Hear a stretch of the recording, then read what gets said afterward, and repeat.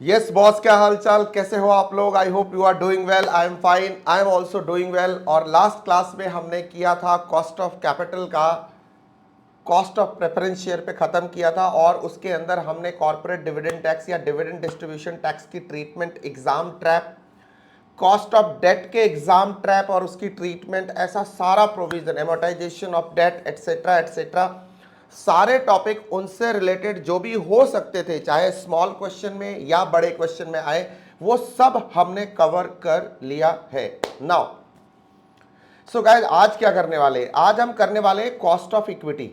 पिछले 3 सेशन में हमने काफी फंडामेंटल्स क्लियर किए हैं, जो हमें बड़े क्वेश्चंस को, जो एग्जाम में जो 10 नंबर के, 8 नंबर के, 5 नंबर के क्वेश्चन आते हैं, एमसीक्यू आते हैं, उनको हिट करने में अपने लिए बहुत आसानी होने वाली है। मार्क माई वर्ड्स, आज हम करेंगे cost of equity. Cost of equity, उसके डिफरेंट टेक्निक जिससे हम कॉस्ट ऑफ इक्विटी को कैलकुलेट करते हैं, और उसकी बेसिक अंडरस्टैंडिंग, उसका एप्लीकेशन, उसके कैलकुलेट करने के पीछे के अजम्पशंस, प्रिजम्पशंस, सारी बातें डिस्कस करने वाले आज के सेशन में। तो रेडी हो, तैयार? चलो शुरू करते हैं। तूफान से टकराओ, वक्त का तकाजा है यारो, कब तक चलोगे किनारे किनारे। लाइफ की फिलॉसफी बहुत ही सिंपल है, स्मॉल मिलाते जाओ, लार्ज बनाते जाओ। छोटी छोटी टेक्निक्स को पहले सॉल्व करो, कॉन्सेप्ट को पहले क्लियर करो, एप्लीकेशन सीखो, बड़े क्वेश्चन में जाओ, टाइम पास है, मतलब इन्हीं का एप्लीकेशन है, सब हो जाएगा। चलिए शुरू करते हैं। सो गाइस, आज हमारा है फंडा नंबर, जरा नंबर बताना यार। ये तो एग्जाम ट्रैप थे। फंडा नंबर 15, फंडा नंबर 15। ये भाई नोट्स आपके फंडा में फंडा ही होने चाहिए, क्योंकि आपको ना 1.5 डेज में रिवीजन में यही मदद करते हैं, क्योंकि वहां बहुत टाइम नहीं होता क्वेश्चंस करने का। तो आओ भाई करते हैं। फंडा number 15 and the idea is cost of equity. Popularly we call it as KE, but not only KE, क्योंकि आपको पता है, मैंने शुरुआत में ही डिस्कस किया था कि इक्विटी 2 टाइप की होती है। एक को हम बोलते हैं इंटरनल इक्विटी, और ऑफ कोर्स दूसरी होगी एक्सटर्नल इक्विटी। हाँ, बच्चे बोलते हैं सर इंटरनल बोला तो एक्सटर्नल इमीडिएटली आता है। एक्सटर्नल इक्विटी, सुनना ध्यान से, 2-4 मिनट सुनना, उसके बाद तुमको अपने आप फ्लो में आ जाओगे, तुमको सब समझ में आने लगेगा। इंटरनल इक्विटी बोले तो रिटेन्ड अर्निंग्स, या बोलो कि भाई रिजर्व एंड सरप्लस, जो भी आप इसको बोलना चाहते हो। और ठीक है, तो इसके कॉस्ट को अपन क्या बोलते हैं? केआर से इंडिकेट करते हैं। इसका नामकरण संस्कार जब हमने किया था तो केआर बोला था। एक्सटर्नल मतलब हम इक्विटी शेयर होल्डर्स को जो इश्यू करते हैं, उसके लिए कॉस्ट थी, वो कॉस्ट ऑफ इक्विटी थी। अब एक बात तो सारे बच्चों को पता है, बचपन से पता है, कि cost of equity, equity is the costlier form of capital. ये सबसे महंगा है, ये मालिक लोग हैं, ये बहुत डिमांडिंग है, ये रूठ जाए तो मनाना बहुत मुश्किल है, मतलब इनके नखरे बहुत है। इनका ना, इनकी जो कॉस्ट है ना, वो आपके केपी, केटी, केडी के और मतलब ये जितने भी थे ना अब तक, जितने हमने कैलकुलेट किए ना, कॉस्ट ऑफ डेट किया या कॉस्ट ऑफ प्रेफरेंस शेयर किया या कॉस्ट ऑफ टर्म लोन किया, इन सब से इनकी कॉस्ट, इनफैक्ट ये जो भाई साहब है ना, ये बाहर वाले, ये वाले, ये तो सबसे ज्यादा डिमांडिंग है। ये तो कहते हैं भाई रिस्क ले रहा हूं, रिस्क ले रहा हूं तो मेरे को और पैसा चाहिए, इनका पेट ही नहीं भरता। और पता है क्या, इन्हीं को सेटिस्फाई करने की जिम्मेदारी as a finance manager, as a CFO हमारी है, एज अ कंपनी हमारी है। इन्हीं को खुश करने में अपन लगे रहते हैं। तो छोटी सी बात जरा नोट कर लो, तुम्हारे रेफरेंस के लिए छोटा सा नोट कर लो यहां पे। Equity is costlier than KD, KP, KT and in fact KR। KR से भी ज्यादा कॉस्टली होता है, मतलब इंटरनल इक्विटी से भी ज्यादा बाहर वाला जो इक्विटी है, ये वाला, ये ज्यादा कॉस्टली होता है। तो कई बार MCQ आ सकते हैं, तो आपको होता है डाउट कि मैं लिखूं, अरे कभी डेट भी तो महंगा हो सकता है। कितना भी महंगा होगा ना, ये भाई जो है ना, ये सबसे महंगा रहने वाला है। ठीक है, क्यों महंगा रहने वाला है, कैसे महंगा रहना चाहिए, समझने की कोशिश करना। एक इनकम स्टेटमेंट बनाते हैं, मेरे साथ थोड़ी देर खेलते रहो। अभी इनकम स्टेटमेंट बनाओ, जो टिप पे ही होना चाहिए हर बच्चे के। थोड़ी देर मेरे साथ बातें करना, बकलोली बोलते हैं जिसको, ठीक है, मेरे साथ गप्पे मारो, मेरे साथ टू एंड फ्रो डिस्कशन करो। ये डिस्कशन से जो निकलता है ना, ये सारे कॉन्सेप्ट इसी से निकलेंगे जो अभी हम 5, 7, 10 मिनट डिस्कस करने वाले हैं। और छोटी छोटी बातों को ऐसे ना खेलने वाले हैं, डेटा के साथ खेलने वाले। अभी तो बहुत सिंपल बात कर रहा हूं, आगे थोड़े थोड़े बात करूंगा, उनको सबको मिला के ना सोचना, तब तुम देखना सारी टेक्निक इक्विटी की करना, कॉस्ट ऑफ इक्विटी कैलकुलेट करने की। लगेगा यार ये तो हलवा है, कुछ है ही नहीं, ये तो ऐसा हुआ क्योंकि ऐसा हुआ, तो वही समझने की कोशिश कर रहे हैं। ये तो कैलकुलेशन रटी क्या होगा, लेस इंटरेस्ट 20 रुपए मान लो हमने दिया, तो ये आ गया सर हमारा profit before tax, earning before tax, ये आ गया सर 80 रुपीज। यही है सर, ये हम देते हैं सर डेट वाले को उसका इंटरेस्ट, या टर्म लोन को उसका इंटरेस्ट, ठीक है सर। इसमें टैक्स पे करेंगे, से हमने 20% किया, तो सर हमने कितना कर दिया, हमने कर दिया सर 16 रुपीज़। सर इसको माइनस किया तो कितना बन गया, 64 रुपीज़। ये हो गया प्रॉफिट आफ्टर टैक्स, ठीक है, अर्निंग आफ्टर टैक्स। सर इसमें से क्या देंगे हम, प्रेफरेंस डिविडेंड पे करने वाले हैं, से हमने पे किया 10 रुपीज़। ये हो गया हमारा केपी कैलकुलेशन में काम आएगा, ठीक है। अब हमारे पास कितना बच गया sir, earning for equity share holders, यही बचा ना, अर्निंग फॉर इक्विटी बच गई, कितनी बच गई, 54 रुपीज़, ठीक है, ये ठीक नहीं है यार, ठीक है, 54 रुपीज़ बच गया अपने पास। सर इसमें से क्या करेंगे, इक्विटी डिविडेंड देंगे, यही देते हैं ना, इक्विटी डिविडेंड। इक्विटी डिविडेंड किससे दे रहे हैं, अर्निंग फॉर इक्विटी से दे रहे हैं। प्रेफरेंस डिविडेंड किससे दे रहे हैं, प्रॉफिट आफ्टर टैक्स से दे रहे हैं, ध्यान से सुन लेना। और इंटरेस्ट किस में दे रहे हैं, ईबीआईटी से दे रहे हैं। यहां आपको समझ में आया ना कि केडी कैसे कैलकुलेट करते हैं, इंटरेस्ट 1 माइनस टैक्स, समझा ना। प्रेफरेंस डिविडेंड कैसे कैलकुलेट करते हैं, समझा ना। उसके बाद इक्विटी डिविडेंड से हमने दिया 27 रुपीज का दिया, ठीक है। अब हमारे पास क्या बचा, जो बच गया वही अपना रिटेन्ड अर्निंग और रिजर्व एंड सरप्लस है। रिजर्व एंड सरप्लस है जो 27 रुपए है। ये कहां से आया, ये earning for equity share holder से आया, ठीक है। PAT, PAT minus preference dividend से आया, बोलो ना यस और no, PAT minus preference dividend से आया।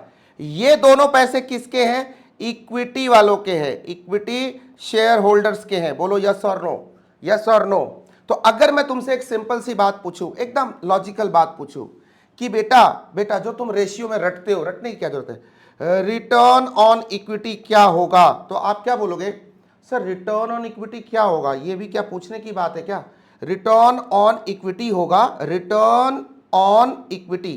तो सर सिंपल सी बात है, profit after tax minus preference dividend, बोलो ना, profit after tax minus preference dividend upon net worth, yes. तो हम बोलेंगे profit after tax minus preference dividend divided by number of equity shares जो भी है, सॉरी इक्विटी, टोटल इक्विटी, तो उसको हम बोल देते हैं नेट वर्थ। डन है क्या, तो ये अपना निकल के आ जाएगा आरओई। एक और फॉर्मूला है इसका, वो भी देखना जरा।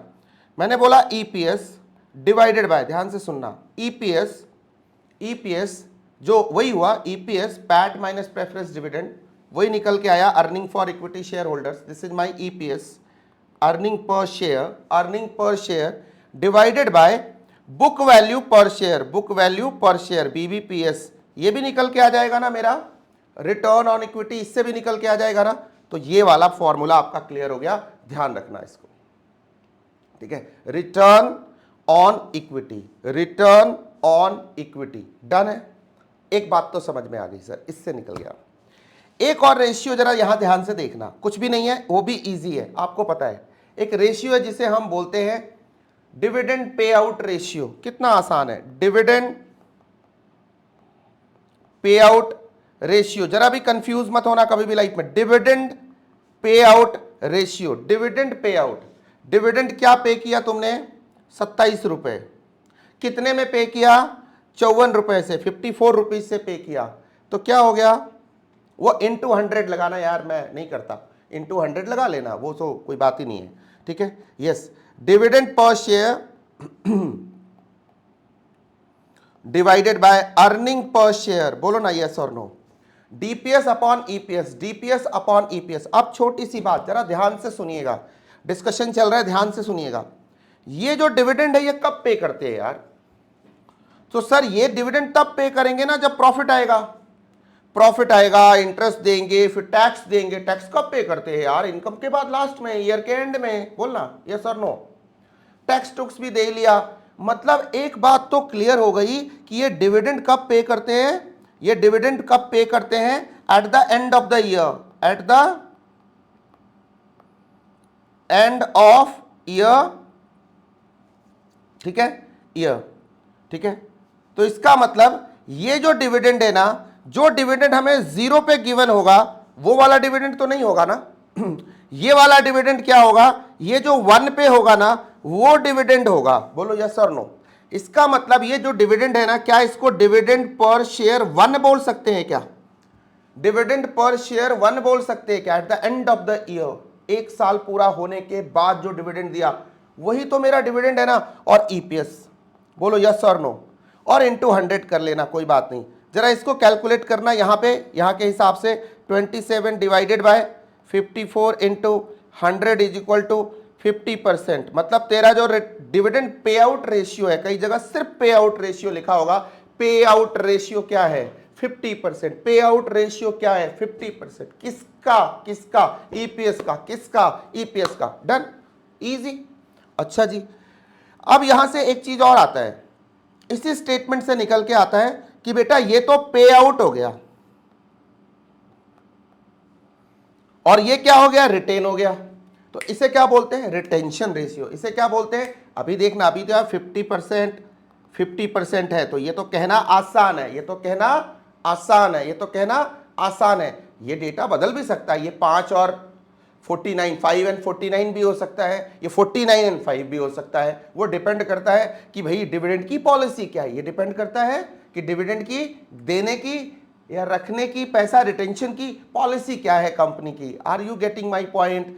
ईपीएस को, अर्निंग पर शेयर को, earning for equity share holders का करना क्या है? ये ध्यान से सुनना, ये तो पॉलिसी का पार्ट है, तो कंपनी की पॉलिसी होगी, लेकिन जो भी डेटा गिवन होगा उसके हिसाब से हम 2 रेशियो निकालेंगे, 3 रेशियो निकालेंगे। एक रिटर्न ऑन इक्विटी निकालेंगे, इसी स्टेटमेंट से हम रिटेंशन रेशियो निकालेंगे, इसी रेशियो से हम पे आउट रेशियो निकालेंगे।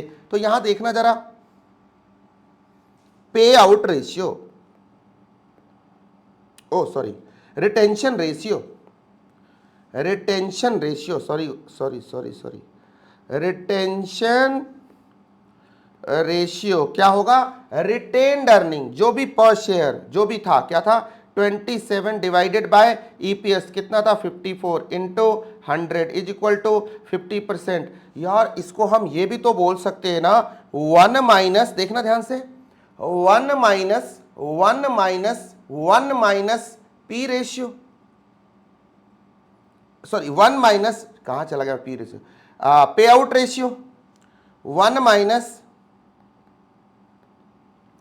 पे आउट रेशियो, या अगर तुमने परसेंटेज में लिया तो 100 माइनस पे आउट रेशियो, ऐसा भी तो बोल सकते हैं ना। मतलब 1 minus 0.5 is equal to 0.5 is equal to 50%, ऐसा भी बोल सकते हैं ना। बोलिए यस और नो। यस। तो एक तीसरा रेशियो भी अपने को समझ में आया, रिटेंशन रेशियो। कितने रेशियो अपन समझ गए अभी तक? खेलते खेलते 2 मिनट के अंदर जो बातें करी, कितनी करी? सर सबसे पहले हमने किया, स्टेटमेंट बनाया, हमने देखा क्या रखा, क्या दिया, रिटर्न ऑन इक्विटी, ठीक है sir. EPS upon book value पर शेयर और PAT minus preference share upon net worth, जो भी है हमने इक्विटी से डिवाइड किया उसको, और हमें पता चल गया कि सर रिटर्न ऑन इक्विटी क्या है, रिटर्न ऑन इक्विटी क्या है। बात समझ में आ गई। दूसरी बात, सर ईपीएस है और बुक वैल्यू पर शेयर गिवन है, तो उस पर भी निकाल सकते हैं, डेटा जैसा दिया होगा उसके बेसिस पे निकाल लेंगे। यस, क्योंकि हमारा जो ईपीएस है वो किस पे है? जो बुक वैल्यू है उसी पे तो है, तो उस पे निकाल लेंगे। दूसरा है dividend pay out ratio, dividend क्या पे किया, डिविडेंड पर शेयर। इसमें याद रखना है कि वो डिविडेंड पर शेयर क्या होगा? डीपीएस 1 होगा। वो क्या होगा? डीपीएस 1 होगा। रिटेंशन भी क्या होगा? रिटेंशन 1 होगा। Eight the end of the year, eight the end of the year. यहां बच्चों से एग्जाम में ये आईसीआई ट्रैप खेलता है और बच्चे फंस जाते हैं। तो ये बात स्टार पॉइंट लगा के आपको ध्यान रखनी है, यहां भूलना नहीं है। नंबर 1। नंबर 2, कोई एक्सेप्शन होगा तो आगे बताऊंगा। फिर इससे निकला अपना रिटेंशन रेशियो। डन, ये सारे बच्चों को समझ में आ गया। जब भी सवाल आएगा अपन निपटा देंगे, ठीक है। अगर डिविडेंड पे आउट रेशियो, मैं एक छोटा सा सवाल पूछता हूं, डिविडेंड पे आउट रेशियो 30% है तो रिटेंशन रेशियो क्या होगा? मतलब पूछना ही बेकार है। 1 minus dividend pay out ratio, तो सर ये तो 70% होगा, सीधी सी बात है। तो ये तो आपस में रिश्तेदार है, इनका तो कांड हो गया। अब बात करते हैं दूसरी चीज की। तो ये तो हो गई जी, कंपनी के पास जो आएगा, हमें जो मिलेगा उसे हम बांट देंगे। किसको बांट देंगे? मालिक लोगों को, इंटरनल या एक्सटर्नल दोनों। किसका है? इक्विटी शेयर होल्डर्स का है। केआर किसका है? उसी का है। केई किसका है? उसी का है। रिजर्व एंड सरप्लस किसका है? ये सारे शेयर होल्डर्स का ही है, ठीक है। लेकिन ये कितना है?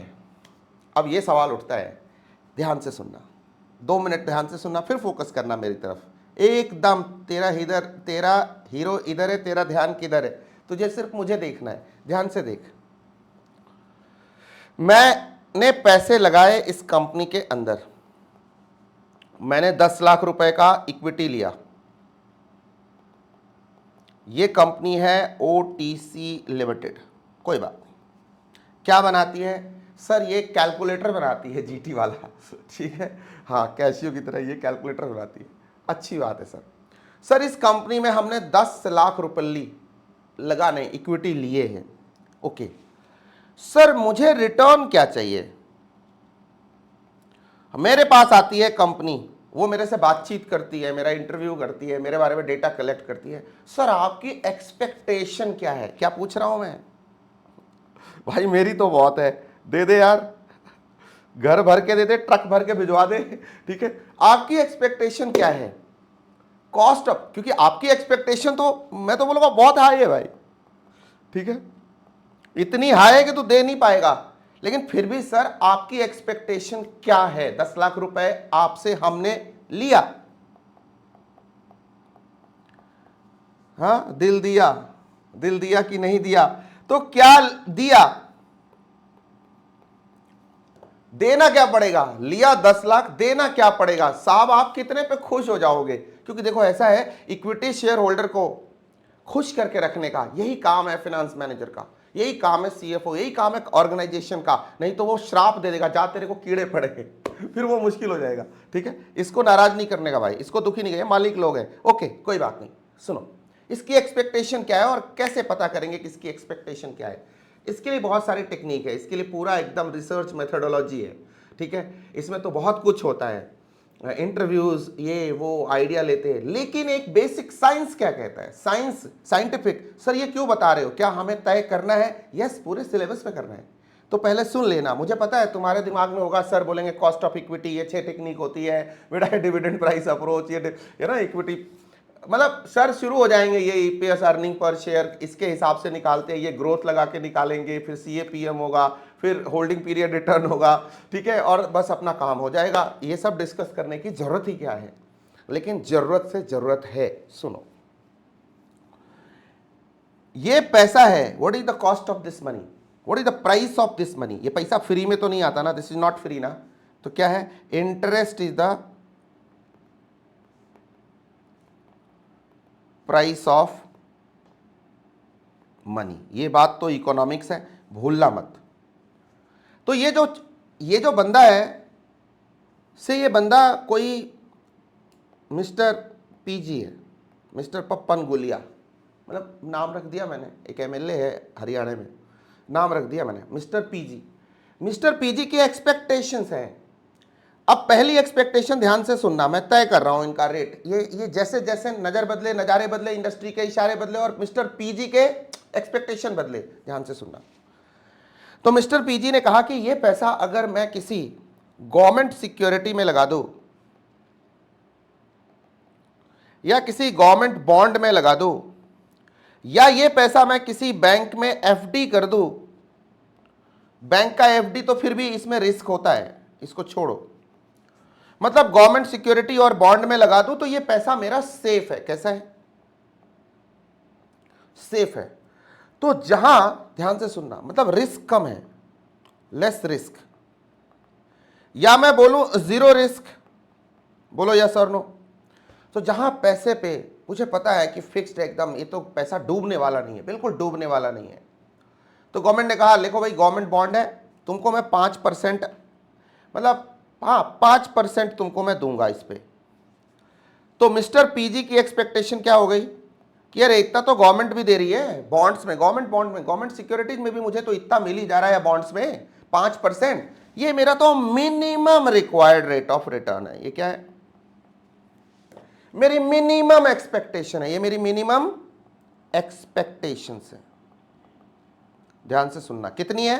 5% मिनिमम, कि भाई ये तो सेफ है, इसमें तो डूबने का कोई डर ही नहीं है, ये तो मैंने आज डालना है, सरकार ने इतने 5% तो मेरे को मतलब भीख के तौर पे सही दे ही देने हैं, ठीक है, और गवर्नमेंट लेके भागेगी भी नहीं, गवर्नमेंट के पास है तो सुरक्षित है, पैसा अपना सेफ है, अपना ही पैसा है, सेफ है, यस गवर्नमेंट सिक्योरिटीज में 5%। इसको क्या बोलते हैं? इसको बोलते हैं रिस्क फ्री, वर्ड पे ध्यान देना, risk free real rate, short में क्या बोलते हैं? Risk free real rate. Sir ये क्यों बता रहे हो, ये हमारे सिलेबस में है। हाँ बेटा है, रुको, जब CAPM टेक्निक करेंगे ये सारी अंडरस्टैंडिंग लेके टेक्निक्स में जाएंगे, एकदम झकास समझ में आएगा। तो ये कितना हो गया अपना? 5% हो गया, डन ना। अब सुनो, लेकिन क्या ये तो लालची होता है ना, हमें जितना दोगे हमारी लालच बढ़ती जाती है, और फिर मार्केट भी बदलता जाता है, नज़र बदले नज़ारे बदले, इंडस्ट्री के इशारे बदले, और हम ना बदले तो क्या ही बदले।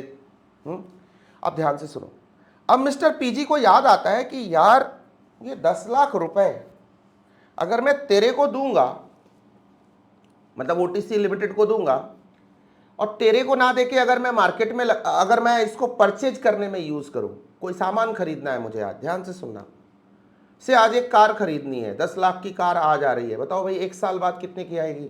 मतलब बात करना, बात कर रहे हैं हम कोई सीरियस नहीं हो रहे, सीरियस तो मैं पढ़ाता ही नहीं, मुझे आता भी नहीं सीरियस पढ़ाना, जैसा चल रहा है बातें करो मेरे से। यस, आज 10 लाख रुपए की कोई चीज खरीद रहे, कार खरीद रहे, 10 लाख रुपीज कीमत है, बताना भाई आफ्टर 1 ईयर, आफ्टर 1 ईयर, अगर ज्यादा नहीं, अगर मैं ज्यादा इससे एक्सपेक्टेशन ना रखूं, 10 लाख इंटू 50-60 हजार रुपए तो बढ़ ही जाएगा ना यार, 50-60 हजार रुपए तो महंगा हो ही जाएगा ना, बोलो ना। मतलब अगर आफ्टर 1 ईयर तो इस पे क्या हो जाएगा? प्लस 60,000 हो जाएगा, मतलब यही चीज मेरी 10,60,000 की हो जाएगी, और तू डिविडेंड मेरे को 1 साल बाद देगा, बोलना आज पैसे लगाऊंगा तू अगले साल देगा। तब तक कोई सामान खरीदना है मुझे, कार खरीदनी है, तो मैं वो कार को ना खरीद के तेरे को पैसा दूंगा कि नहीं? तो ये 60,000 रुपए तो मेरा इन्फ्लेशन का कॉस्ट हो गया ना। ये क्या है? इन्फ्लेशन। और मेरी परचेजिंग पावर, ध्यान से सुनना, वर्ड यूज कर रहा हूं, परचेजिंग पावर का अपॉर्चुनिटी कॉस्ट, मतलब मैं आज कार खरीदूं 10 लाख की खरीदूंगा, 1 साल तेरे को देके वेट करूंगा तो वही कार मेरी 10,60,000 की हो जाएगी। ये 60,000 रुपए तो फ्री में तेरे को दिया ना, अगर तू मुझे वापस नहीं कर रहा तो मैं तेरे को पैसा क्यों दूं भाई?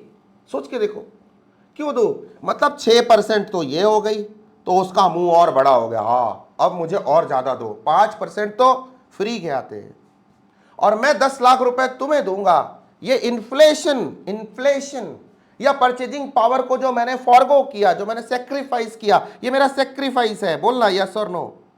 ये मेरी अपॉर्चुनिटी कॉस्ट है, समझी क्या तुम लोगों को? तो मेरा कॉस्ट जो हो गया वो 6% बढ़ के चाहिए मेरे को। मतलब अब देखो, इक्विटी शेयर होल्डर तुमको इक्विटी के लिए पैसे दे रहा है, अब उसकी डिमांड बढ़ गई, उसकी डिमांड बढ़ गई, 5 + 6 कितनी की डिमांड हो गई? 11, 11, 11, 11। मतलब रिस्क फ्री, रिस्क की बात अभी भी नहीं कर रहा, इन्फ्लेशन की बात कर रहा हूं। क्या कर रहा हूं? इन्फ्लेशन की, परचेजिंग पावर को सेक्रीफाइस करने की, इसे बोलते हैं इन्फ्लेशन प्रीमियम। बहुत छोटी सी बात है, और ये कितना है? 6%। Inflation premium 6%। ध्यान से सुनना, अब मेरे पास रिस्क फ्री रियल रेट था प्लस इन्फ्लेशन प्रीमियम, ठीक है, मतलब मेरे पास 5% था प्लस 6% इन्फ्लेशन प्रीमियम, कितना हो गया बेटा 11%। इसको क्या बोलते हैं, इसका भी नाम तो देना पड़ेगा ना, इसको बोलते हैं रिस्क फ्री। रिस्क तो अभी भी फ्री है, इन रिस्क फ्री अभी भी है, रिस्क फ्री तो अभी भी है। ये जो रियल रेट था ना, ये इन्फ्लेशन जुड़ने की वजह से ये नॉमिनल रेट हो जाएगा। क्या हो जाएगा, इसे बोलेंगे nominal rate, risk free nominal rate, short में क्या बोलेंगे RF NR, RF nominal rate. समझा क्या? अब देख, मेरे इक्विटी शेयर होल्डर की डिमांड बढ़ गई इन्फ्लेशन की वजह से। वो कहता नहीं अब 5 से मेरी बात नहीं बनेगी, अब मेरे को 6 और चाहिए, तो मतलब उसको 11 चाहिए, दे दिया, 11 भी दे दिया। अब सुनो, हमारी बातचीत चल रही है, मेरी पीजी के साथ ओटीसी लिमिटेड की पप्पन गुलिया एंटरप्राइज के साथ बातचीत चल रही, कम्युनिकेशन चल रही, ओके, और हम सेटल करने की कोशिश कर रहे। भाई तेरा मुंह कितना बड़ा है? सर वैसे तो बहुत बड़ा है, लेकिन अपने को थोड़ा रियलिस्टिक होना पड़ेगा। हमने कहा कोई नहीं, देखते देखते। अच्छा जी, फिर क्या हुआ, इसको पता चलता है ये 10 लाख रुपया, ये पीजी को पता चलता है, ध्यान से सुनना, स्टोरी सुनना, कि ये जो ओटीसी लिमिटेड है, ये एप्लीकेशन सिखा रहा हूं, ये जो ओटीसी लिमिटेड है, इस पैसे को पता है कहां डालने वाला है? कहां डालने वाला है? स्पेस टूरिज्म बिजनेस में। किसमें? Space tourism. भाई ये तो बहुत ही रिस्की धंधा है। बताओ यार, अभी तो दुनिया लगा रही है क्या पैसे इसमें? अरे भाई कुछ ही लोग लगा रहे हैं, एलॉन मस्क लगा रहा है, वर्जिन अटलांटिस लगा रहा है, एक अपना वो बोइंग लगा रहा है ऐसी, या अपना कॉनकॉर्ड लगा रहा है, ऐसी 4-5 कंपनियां ही पागलपन करें, क्योंकि हाई रिस्क बिजनेस है। कैसा बिजनेस है? इसमें हाई रिस्क है भाई। एक अगर तुम्हारा स्पेस शटल गया ना, तो करोड़ों अरबों खरबों का नुकसान है, मतलब billions and billions of dollar जाते हैं एक में। नासा एक प्रोजेक्ट भेजता है ना आईएसएस पे, इंटरनेशनल स्पेस स्टेशन पे, एक प्रोजेक्ट, तो उसमें उसको $4.27 लगते हैं, मतलब बिलियन डॉलर्स लगते हैं, $4.27 बिलियन। सुनीता विलियम्स वाला जो अभियान था ना, उसका जो पूरा वो जो 9 मंथ्स का, सुनीता विलियम्स को लाने में सिर्फ $4.27 बिलियन लगे थे, बिलियन डॉलर्स। इतना कॉस्टली मामला है और इतना रिस्क है इसके अंदर। जब रिस्क हाई होगा तो सर ये रिस्क को कवर करने के, ना भैया ना, डूबने का खतरा है। ये 11% तो ये तो साडा हक इत्थे रख, ये तो risk free, real risk free nominal rate तो मेरे को चाहिए ही चाहिए, क्योंकि मैं तो, ये तो मेरे पैसे की ओरिजिनल कीमत है। लेकिन अब जब तू इतने रिस्की धंधे में है, क्योंकि धंधे का तो होता है रिस्क, कहते हैं रिस्क है तो इश्क है, हाई रिस्क हाई गेन। आजकल अंकल ट्रंप बोल रहे हैं हाई रिस्क है हाई गेन है ईरान में अटैक करने का।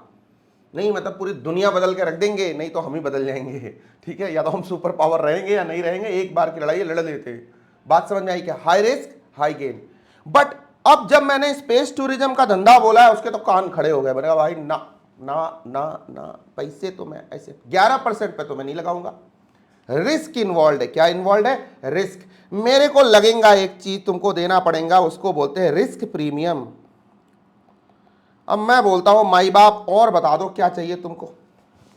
अब तुमने इन्फ्लेशन का तो हमसे ले लिया, अब तुम रिस्क प्रीमियम की और बात करते हो, तो तुमको एक्स्ट्रा रिटर्न चाहिए। क्या चाहिए? रिस्क प्रीमियम मतलब extra return on account of risk. तो हमने तय किया कि सर 4% और ले लो। तो अब आपका रिस्क हमने क्या कर दिया मालिक? एडजस्ट कर दिया। मिस्टर पप्पन गुलिया, आपका रिस्क हमने क्या कर दिया? एडजस्ट कर दिया। प्रभु बोला हाँ, अब समझ में आता है। तो इसको हमने बोला, ध्यान से सुनना, अभी हमारे पास क्या था? Risk free nominal rate. Risk free nominal rate वो कितना था? 11%। हमने कहा लो तुमको रिस्क प्रीमियम, ध्यान से सुनना, रिस्क प्रीमियम वो कितना है? 4%। ये और दिया इक्वल टू 15%। देखो अप्रोक्सीमेट कैलकुलेट कर रहा हूं, तो 15% तुमको अब दूंगा। अब इसको क्या बोलूंगा मैं? क्या ये अब रिस्क फ्री रह गया मित्रों? बताइए, क्या ये रिस्क फ्री रह गया? अब तो रिस्क को हमने एडजस्ट कर दिया ना तेरे को। सीएपीएम में यही है आरपी, रिस्क प्रीमियम। समझा? यहां तक समझना है। सुनिए, एक टेक्निक आएगी CAPM, capital asset pricing model. उसमें हम रिस्क प्रीमियम की बात करते हैं, रिस्क फ्री रेट्स की बात करते हैं, नॉमिनल रेट्स की बात करते हैं। मैं सब होलिस्टिकली कंपोजिट समझा रहा हूं। जब वहां जाएंगे चीजें ऐसे हलवा लगेंगी। और मैं ये क्यों समझा रहा हूं? क्योंकि आईसीआई जो अभी नए पैटर्न के हिसाब से, या आईसीएसआई या आईसीएमएआई इंस्टीट्यूशन जो नए क्वेश्चंस में जो ट्रैप डाल रहा है ना, एआई का जमाना है ना, उनको भी समझ में आता है। वो ऐसी ऐसी छोटी छोटी जगहों से ट्रैप डालता है, बातों को छोड़ देता है। तुमको लगता है पहली बार सुन रहा हूं यार, ये तो पहले नहीं कवर किया, ये तो नई बात है। तो कुछ भी नई बात नहीं है यार, एप्लीकेशन है। तो उस जरा पूरा ब्रह्मांड समझ लेते, और उसके बाद जब बात करेंगे ना क्वेश्चन एकदम मक्खन लगेगा, हलवा, टाइम पास। यस, बट यहां पे फोकस करना। तो अब इस रिस्क फ्री को मैंने क्या कर दिया? प्रीमियम के साथ जोड़ दिया। अब ये क्या हो गया? ध्यान से सुनना, रिस्क फ्री इज एडजस्टेड। इसको हमने एडजस्ट कर दिया। हमने कहा लो साहब, आपका एडजस्टमेंट हमने कर दिया। जो आप रिस्क फ्री जो चिल्ला रहे थे ना कि नहीं भाई रिस्क है, मैं तो रिस्क फ्री वाला रेट नहीं लूंगा, तो एडजस्टेड ले लो, एडजस्टेड ले लो भाई। तो इसे बोलते हैं risk adjusted nominal rate, that is 15%। ध्यान से सुनना, इसको बोलते हैं NR, nominal rate, RANR, risk adjusted nominal rate. अब ध्यान से सुनना, अगर मैं तुमसे सवाल पूछूं इसी क्वेश्चन में कि तुम मुझे एकदम जहां तक किया है ना, अभी तक तुमको 3 रेट बताए ना मैंने। पहला बताया रिस्क फ्री रियल रेट, दूसरा बताया रिस्क फ्री नॉमिनल रेट, ठीक है, रियल रेट नॉमिनल रेट, फिर बताया रिस्क एडजस्टेड नॉमिनल रेट। एक परम्यूटेशन कॉम्बिनेशन और रह गई है। मैं पूछता हूं ऊपर वाले सवाल में से मुझे रिस्क एडजस्टेड रियल रेट बताओ। ये क्या है? Risk adjusted nominal rate. ध्यान से सुनना, मैं तुमसे बोल रहा हूं रिस्क एडजस्टेड रियल रेट बताओ। तो कोई भी कॉमन सेंस लगाओ और मुझे बताओ मुझे क्या चेंज करना है? रिस्क चेंज करना है? नहीं। एडजस्टेड चेंज करना है? नहीं। रेट चेंज करना है? नहीं। तो बदलना क्या है? नॉमिनल को रियल में कन्वर्ट करना है, नॉमिनल को रियल में कन्वर्ट करना है। तो जरा उल्टा रिवर्स इंजीनियरिंग करो। रियल से नॉमिनल बनाने के लिए क्या किया था? इधर ही आ जाओ।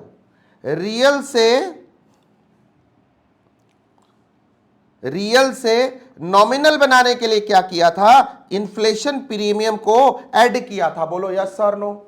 अगर ये इन्फ्लेशन प्रीमियम मैं इससे माइनस कर दूं, अगर ये इन्फ्लेशन प्रीमियम इसमें से माइनस कर दूं, माइनस, तो ये रियल को, अगर नहीं, सॉरी, यहां नहीं, यहां, अगर इस रिस्क एडजस्टेड नॉमिनल रेट से मैं इन्फ्लेशन प्रीमियम माइनस कर दूं, तो क्या मेरा रिस्क एडजस्टेड रियल रेट आ जाएगा? N will become R. बोलो यस और no, N will become R और नॉट? तो तरीका क्या है साहब? 15 में से 6 माइनस कर दो तो 9% बचेगा। ये क्या होगा? Risk adjusted real rate, risk adjusted real rate. ये कैलकुलेशन के लिए है, रट्टा नहीं मारना है, अंडरस्टैंडिंग है। अब फिर से इसको मैं समराइज करता हूं, फिर एक सवाल देता हूं, आप खुद से सॉल्व करना मेरे साथ। बस ये बहुत जरूरी डिस्कशन था बेटा। ऐसा है, ध्यान से सुन। सबसे पहले था risk free nominal rate, done. इस पे हमने किया इन्फ्लेशन प्रीमियम, क्या बन गया? रिस्क फ्री, ओहो सॉरी, होल्ड ऑन, नहीं, फिर से करते हैं। दिमाग कहीं और चला गया, risk free real rate RFRR, ठीक है। इसमें हमने क्या किया, ऐड किया इन्फ्लेशन प्रीमियम, तो ये क्या बना,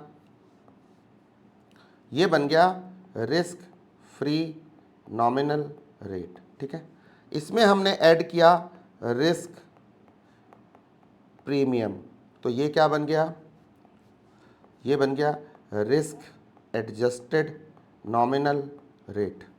इसमें मैंने माइनस किया जो भी हटाना बटाना हो, माइनस किया, क्या माइनस किया, इन्फ्लेशन प्रीमियम। तो क्या निकल के आ गया सर, इससे निकल के आ गया रिस्क एडजस्टेड रियल रेट। तो रेट्स कितने हमारे हमने डिस्कस कर लिए सर, पहला रिस्क फ्री रियल रेट, दूसरा रिस्क फ्री नॉमिनल रेट, तीसरा रिस्क एडजस्टेड नॉमिनल रेट, चौथा risk adjusted real rate. 4 rates हो गए ना। ये जो रेट्स हमने निकाले ना, अब ध्यान से सुनना, इसे बोलते हैं एडिटिव टेक्निक्स, इसे बोलते हैं एडिटिव टेक्निक, ऐड कर करके निकाला।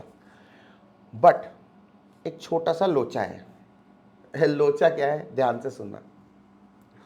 इस वाले केस में क्या था, रिस्क फ्री रियल रेट कितना था, आप सवाल यहां रखते जाओ, 5%। कितना था, 5%। इन्फ्लेशन प्रीमियम कितना था, 6%। उसके बाद रिस्क प्रीमियम कितना था, कितना था भाई, 4% की 5%, 4%, ठीक है। जो हमने पीछे लिया था कितना था, 4%।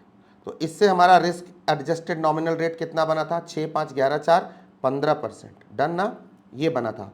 इसे बोलते हैं additive technique, additive technique, approximation method. Approximately इतना होगा। बट जब हम टाइम वैल्यू ऑफ मनी निकालेंगे तो ऐसे थोड़ा ही होगा यार, ऐसे थोड़ा ही होगा, ऐसे नहीं होगा। सर कैसे होगा, तो बहुत सिंपल है, बहुत सिंपल है। होल्ड ऑन, पहले इतने को एक बार रिवाइज कर लो, रिवाइज कर लो, नोटिंग बाद में करना, एक बार मेरे साथ रिवाइज कर लो, फिर मैं वो भी बताता हूं, 1 मिनट में हो जाएगा। सर हमारे पास प्रॉब्लम क्या थी, हमारे पास प्रॉब्लम क्या थी, बहुत पेशेंस रखना please, don't hurry up. Conventional technique से मत पढ़ना इस चैप्टर को। ये चैप्टर यहां से लेके कैपिटल बजटिंग तक, डिविडेंड डिसीजन तक, सब जगह काम आता है। मैं सारे ब्रह्मांड यहां कवरेज करनी पड़ेगी, सो दैट कि तेरा बेस इतना मजबूत हो टीवीएम के बाद कि तेरे को फाइनेंस एकदम मक्खन लगे, एकदम इजी, सिंप्लीफाइड। सिंप्लीफाइड, यही है अपना फंडा, simplified. Don't hurry up. Mister Papan Gulia को मेरी कंपनी में पैसे लगाने हैं, बहुत केयरफुल है वो, बहुत समझदार इन्वेस्टर है वो, कैसे भी जाके कहीं भी कुछ भी नहीं लगाने वाला। उसको पता है interest is the price of money, सारे बच्चों को पता होना चाहिए। ओके, हम जज करने की कोशिश करें, भाई क्या लेगा।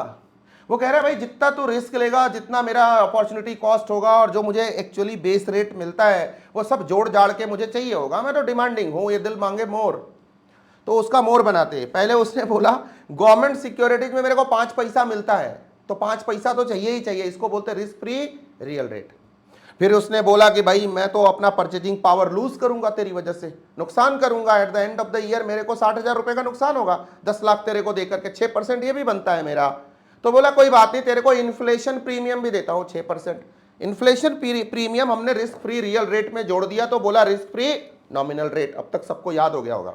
ओके कोई बात नहीं, खींच रहा हूं मैं, रिस्क फ्री नॉमिनल रेट हो गया। अब हमने कहा कि भाई risk, money is not free, market is not risk free, risk तो है, अनसर्टेनिटी तो है। अब कब कल को ट्रंप का दिमाग खिस के स्टॉक मार्केट धड़म धड़म धड़म बम की तरफ फुट रहा है ना, 70,000 पे चला गया। नालायको, इतनी क्या लड़ने की जरूरत थी, दुनिया शांत चल रही थी, अपना भी कई लाख का नुकसान करा दिया, मेरा भी है। बाप ने कमाए थे किसी के पैसे, बड़ी मेहनत के पैसे थे भाई। हाँ बहुत नुकसान हुआ है भाई, बहुत नुकसान हुआ है, ट्रस्ट में बहुत नुकसान हुआ है। तो हमने कहा कोई बात नहीं, रिस्क को तो कवर करना पड़ेगा। तो हमने डिसाइड किया भाई, ड्यू टू डिफरेंट कैलकुलेशन की वजह से, कि भाई 4% तो मैं चार्ज करूंगा रिस्क प्रीमियम के। अच्छा ये नेगोशिएबल है, ये टेंटेटिव है, एक्सपेक्टेड है, मार्केट कंडीशन के हिसाब से डिसाइड होता है, कोई फिक्स नहीं है कि सर 4% होता है क्या रिस्क प्रीमियम, 10% भी हो सकता है। यस, इसको भी जोड़ दिया, तो इससे बन गया हमारा risk adjusted nominal rate. Risk adjusted nominal rate को अगर मुझे रियल करना है, तो नॉमिनल को रियल करने के लिए बस इन्फ्लेशन माइनस करना होगा, ठीक है। इस तरह से हमने निकाला risk adjusted nominal rate is equal to 15, risk adjusted real rate is equal to 9%। ये बन गया सर हमारा। इस टेक्निक को हम बोलते हैं, ये जो हमने इक्विटी शेयर होल्डर्स की एक्सपेक्टेशन जज करी ना, एक्सपेक्टेशन को जज करने का जो टेक्निक है वो दो होते हैं। एक को बोलते हैं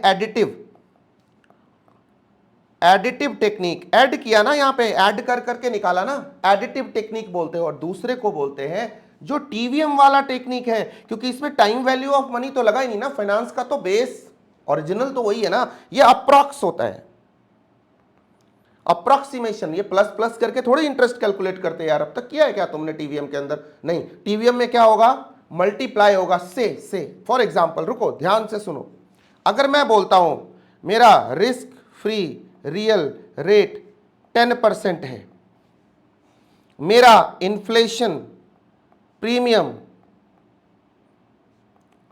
5% है, तो पूछता हूं रिस्क फ्री नॉमिनल रेट क्या होगा? तो एडिटिव टेक्निक से तुम बहुत आसानी से बोल दोगे 10 + 5 15% होगा। लेकिन जब मैं टीवीएम टेक्निक लगाऊंगा, जिसे मैं बोलता हूं मल्टीप्लिकेटिव टेक्निक, मल्टीप्लिकेशन वाला टेक्निक, जब मल्टीप्लिकेटिव अप्रोच से मैं आपसे बात करूंगा तो आप क्या बोलोगे, सर ऐसा थोड़ा ही होता है, ये तो मल्टीप्लाई करना पड़ेगा ना इसको। तो वहां पे क्या करेंगे, 1.1, ठीक है, मल्टीप्लाइड बाय 1.05, बोलो यस और नो, -1, ठीक है, factor into factor -1, factor into factor -1। Fundamentals of finance बहुत जरूरी है लाइफ में, वो टॉपिक सबको करना चाहिए, जरूर करना चाहिए। देखना जरा क्या बनता है,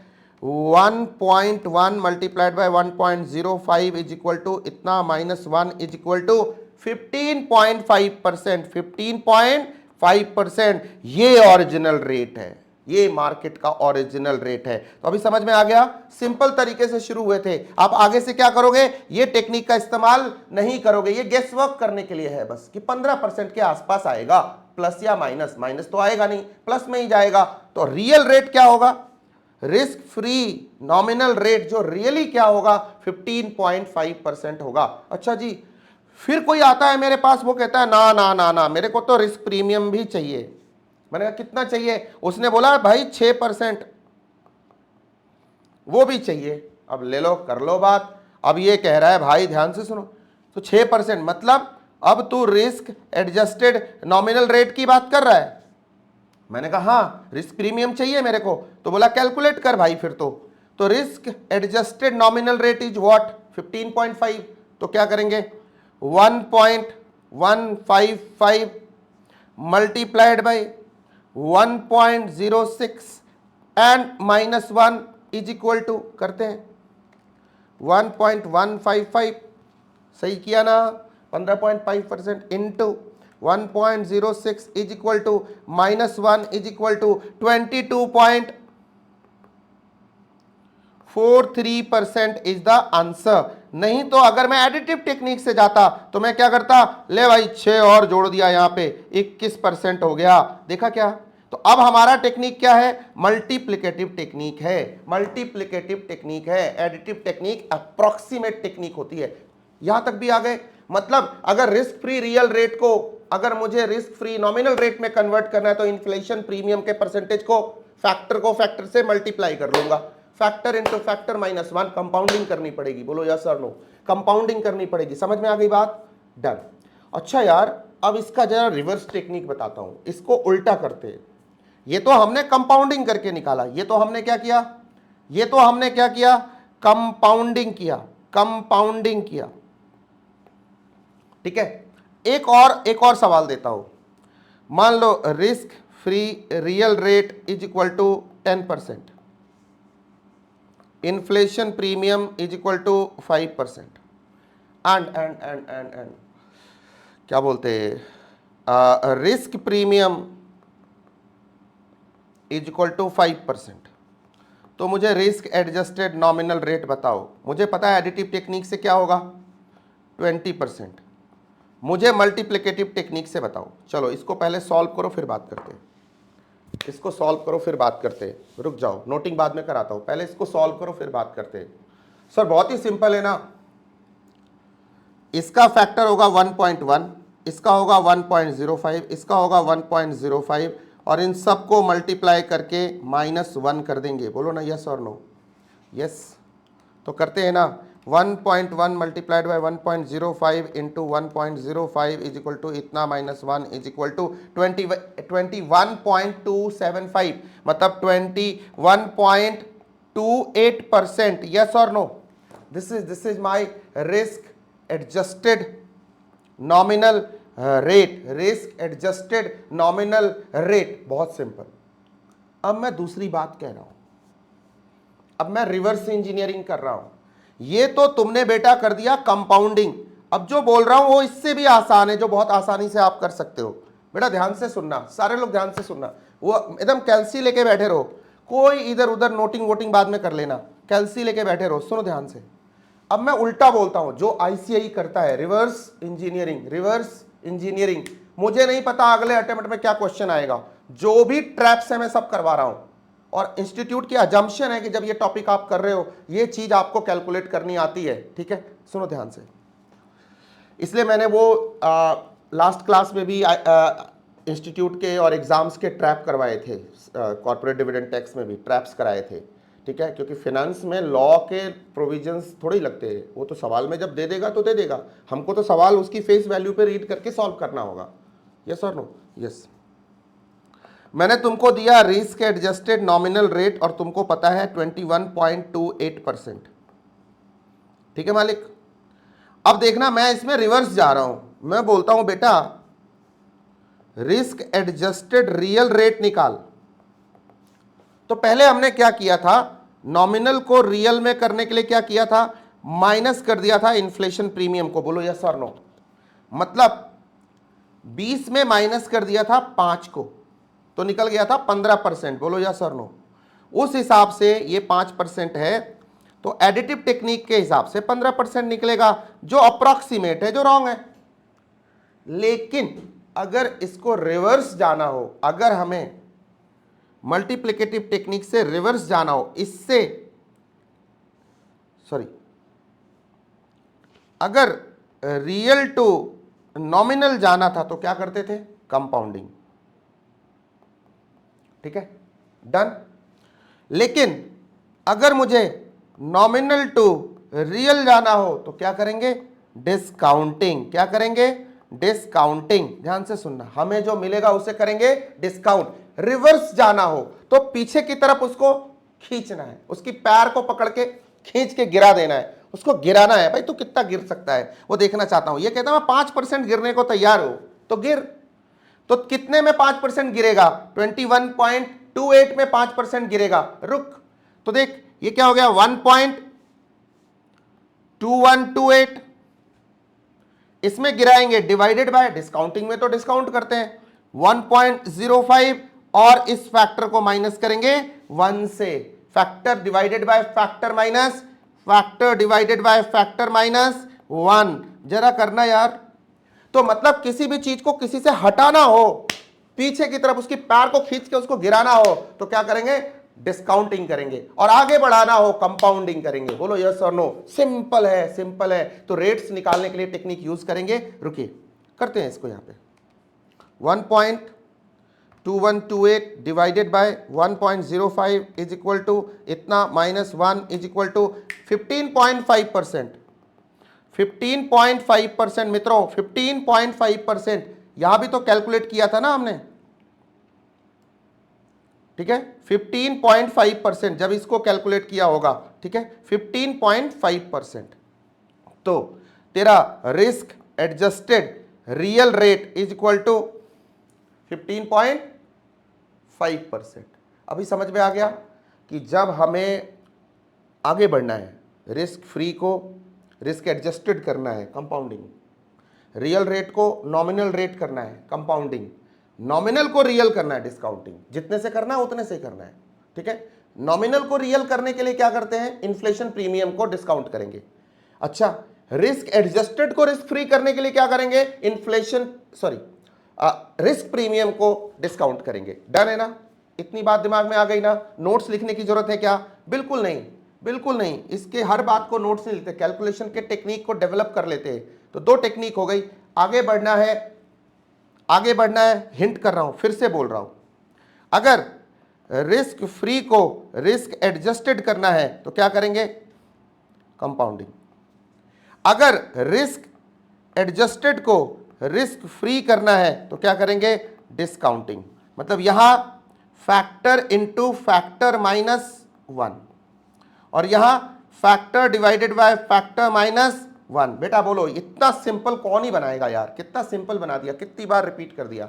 ओके, रियल रेट को नॉमिनल रेट में कन्वर्ट करना है तो कंपाउंडिंग, नॉमिनल रेट को रियल रेट में कन्वर्ट करना है तो डिस्काउंटिंग। वही, ठीक है, डन है ना। बस अब इससे हम जज कर सकते हैं हमारा इक्विटी शेयर होल्डर, भाई तू चाहता क्या है, तेरा एक्सपेक्टेड रेट ऑफ रिटर्न है क्या। मुझे पता तेरा हाईएस्ट है, तू लालची है, तू श्राप भी देना जानता है, तू विश्वामित्र है हमारा, ठीक है। बात बात में गुस्सा होता है, तेरे भस्म कर दूंगा। नहीं, मत भस्म कर यार, तुझे जो चाहिए, जो तेरे एक्सपेक्टेशन है वो मीट करता रहूंगा।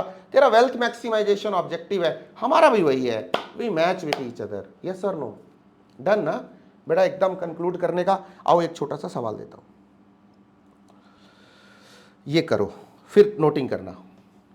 Risk adjusted real rate is equal to 14%, risk premium is 5%, inflation premium is 4%।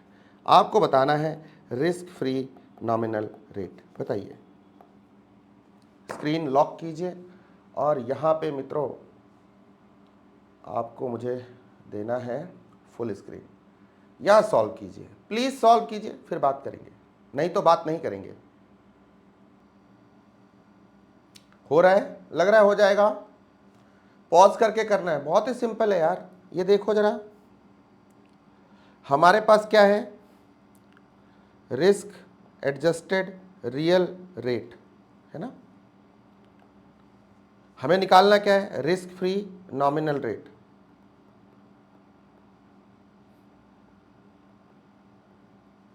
Adjusted को फ्री करना है तो क्या करना पड़ेगा, रिस्क प्रीमियम से के फैक्टर से डिवाइड करना पड़ेगा।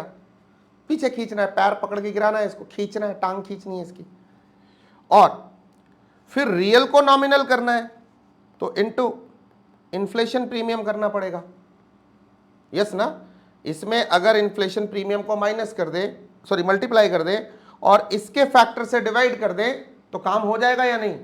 तो रिस्क एडजस्टेड रियल रेट क्या है, बहुत ही सिंपल है, 14%, तो 1.14 डिवाइडेड बाय, पहले मल्टीप्लाई करो तो एडजस्टेड रियल रेट को पहले नॉमिनल रेट में कन्वर्ट करो तो तुम्हारा ये नॉमिनल का प्रॉब्लम खत्म हो जाएगा।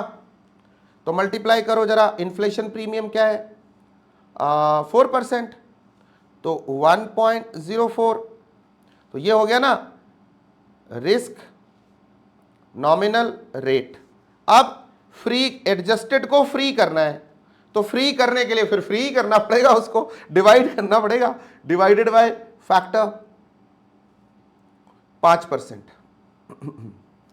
1.05 एंड होल -1, तो ये हो जाएगा रिस्क फ्री नॉमिनल रेट।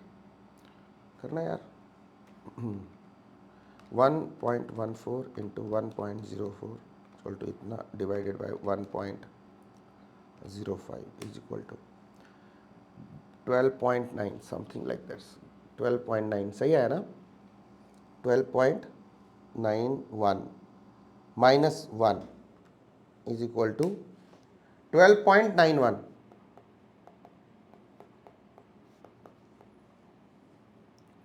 ठीक है,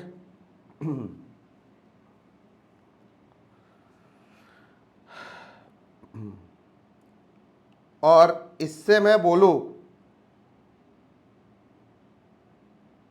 कि इसी से मैं बोलूं, लिख ले यार, सॉरी, 1 मिनट, थोड़ा तो करते हैं ना इसको। इससे मैं बोलूं कि बेटा ये तो हो गया रिस्क फ्री नॉमिनल रेट, तो इसको रिस्क एडजस्टेड बना जरा। इसी इसी एक ही एग्जांपल में काम खत्म हो जाएगा। रिस्क एडजस्टेड नॉमिनल रेट बना, तो फ्री को एडजस्टेड करने के लिए बताओ कंपाउंडिंग करेंगे या डिस्काउंटिंग? सर हम तो बहुत बड़े कंपाउंडर हैं, कंपाउंडिंग करेंगे।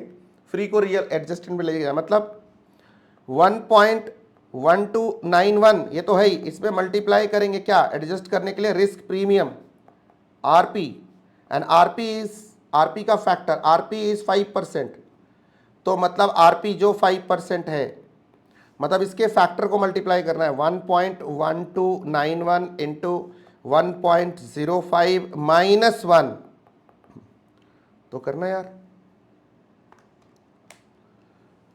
इंटू 1.05 इतना माइनस 1 इज इक्वल टू 18.56, 18.56%। बोलिए यस और नो, ये आया क्या तुमको कैलकुलेट करना? ये आया क्या कैलकुलेट करना? काम खत्म हो गया, पहले नोटिंग करो फिर बात करेंगे। बस इसमें कोई भी डाउट हो मेरे को उठा के भेज देना, मुंह उठा के, ठीक है, मैं सॉल्व कर दूंगा। हमारा फंडामेंटल खत्म हो गया, अब टेक्निक पे चलेंगे। अब इक्विटी की टेक्निक एकदम आसान लगेगी, सब बातें ऐसे झकास क्लियर होती चली जाएंगी, ठीक है, डन। पहले नोट करो, कहां से नोट करना सर? बहुत लंबा नोट करना है, पॉज कर करके नोट करना, बिना नोट किए आगे मत जाना बच्चे। फंडा नंबर 15 बेटा, यस, यहां से सबसे पहले ये वाला पेज पॉज कर नोट कर, पॉज करके करना, मैं आगे बढ़ रहा हूं। ये वाला पेज पॉज कर नोट कर, बहुत इंपॉर्टेंट है ये सारा डिस्कशन।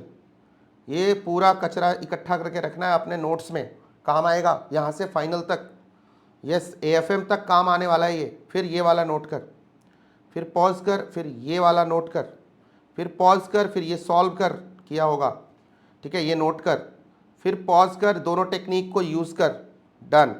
फिर पॉज कर, इसको नोट कर, ये तो कैलकुलेशन है मेरे साथ ही किया होगा, फिर ये कर, इसको नोट कर, फिर ये एग्जाम्पल बहुत अच्छा था, इसको ज़रूर नोट करके रखना है, बात खत्म। This is the last example, ठीक है, पॉज करके नोट करो, आगे बढ़े, चले आगे, पक्का? Yes boss. अब बात कर लेते हैं अपन, आई होप कि आपने यहां तक नोटिंग कर लिया और आपको यहां तक कॉन्सेप्ट सारे जम गए मतलब फ्रीज हो गए। अब बात कर लेते हैं फंडा नंबर, पहले कितना कहता, 15 ना, फंडा नंबर 16, मेथड्स ऑफ केई कैलकुलेशंस।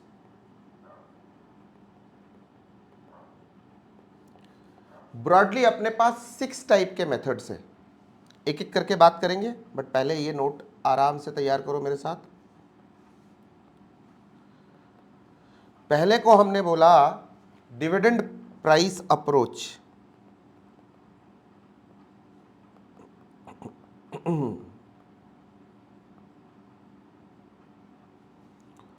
दूसरे को हमने बोला अर्निंग्स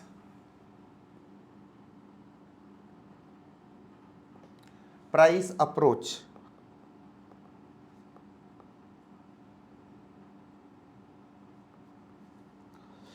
तीसरा वाला थोड़ा डिफरेंट है, इसे हम बोलते हैं ग्रोथ अप्रोच।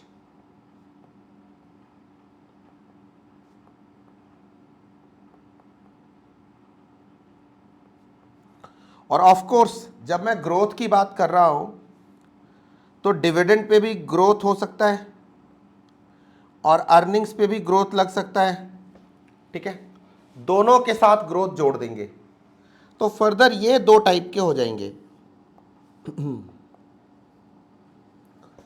अर्निंग्स मतलब dividend price growth approach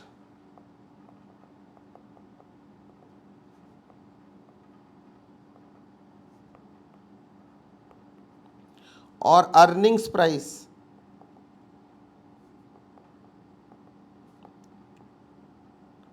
growth approach. इसके बाद सर अपने पास होगा CAPM, capital assets pricing approach, ठीक है। और एक लास्ट होगा रियलाइज्ड यील्ड अप्रोच।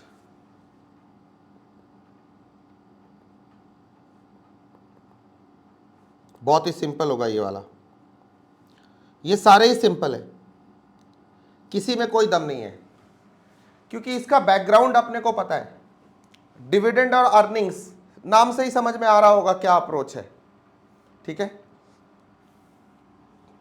तो एक एक करके शुरू करें। तो टोटल कितने हो गए? 1 2 3 4 5 6, सब पे क्वेश्चन आते हैं, सब पे एमसीक्यू आते हैं और बहुत ही इजी आते हैं। और इन सब का बड़े क्वेश्चंस में एप्लीकेशन है। इंडिविजुअली अगर इन सबको कर लिया तो weighted average cost of capital हमारे लिए एकदम केक वॉक होगा। मार्जिनल कॉस्ट ऑफ कैपिटल निकालना भी अपने लिए केक वॉक होगा। केक वॉक मतलब cake walk, not an issue, क्योंकि आपको वेट वगैरह निकालना तो ऑलरेडी पहली ही क्लास में मैंने सिखा दिया है, ठीक है। इनके सारे ट्रीटमेंट्स को वहां पे एडजस्ट करना है बस, और कुछ नहीं करना। चलो शुरू करते। सबसे पहला हमने बोला डिविडेंड प्राइस अप्रोच।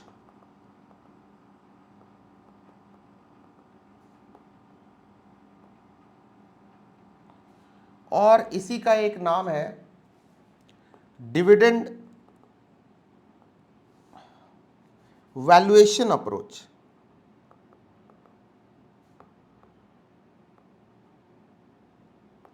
या इसी को जब हम डिविडेंड का चैप्टर पढ़ेंगे, डिविडेंड वाले चैप्टर में जो हमारा कैपिटल बजटिंग के बाद कवर होगा, डिविडेंड वाले चैप्टर में इसी को डीडीएम बोलते हैं, डिविडेंड डिस्काउंट मॉडल। वही सेम ही कॉन्सेप्ट है। सर ये क्यों बता रहे हो? कल को वहां यूज होएगा, कल को वहां यूज होगा, यूज करेंगे, इसलिए मैं पहले बता के चल रहा हूं।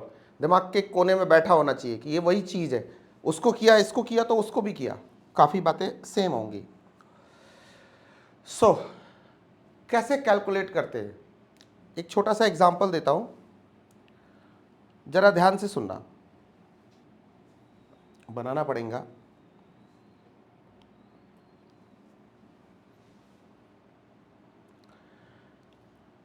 अगर मैं आपको डिविडेंड दूं,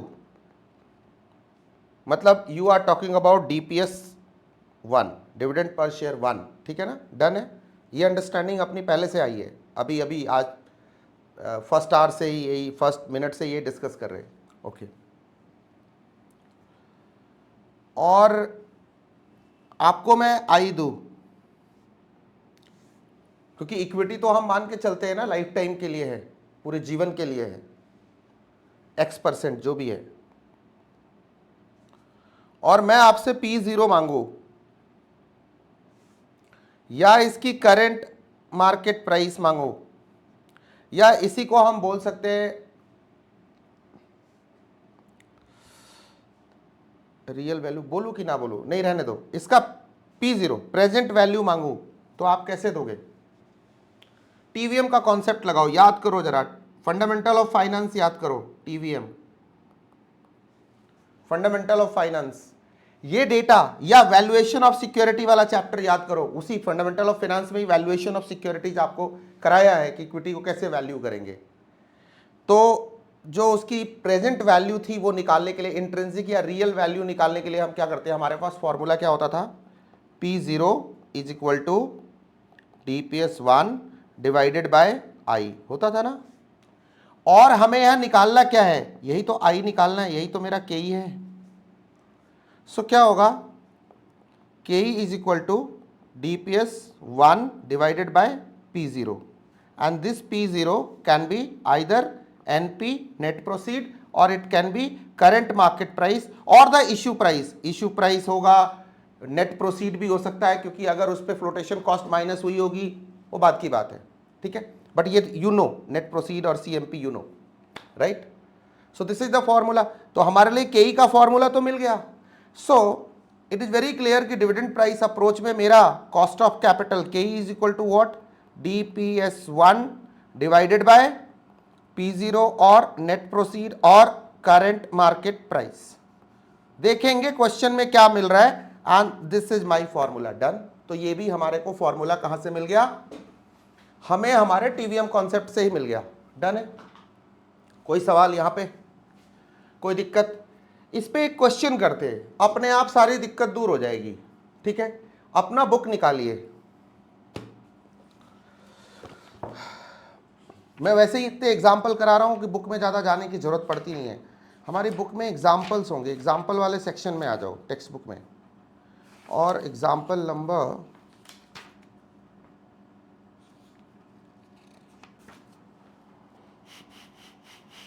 10 नंबर पे आ जाओ, एग्जाम्पल नंबर 10 पे आ जाओ। एक मिनट,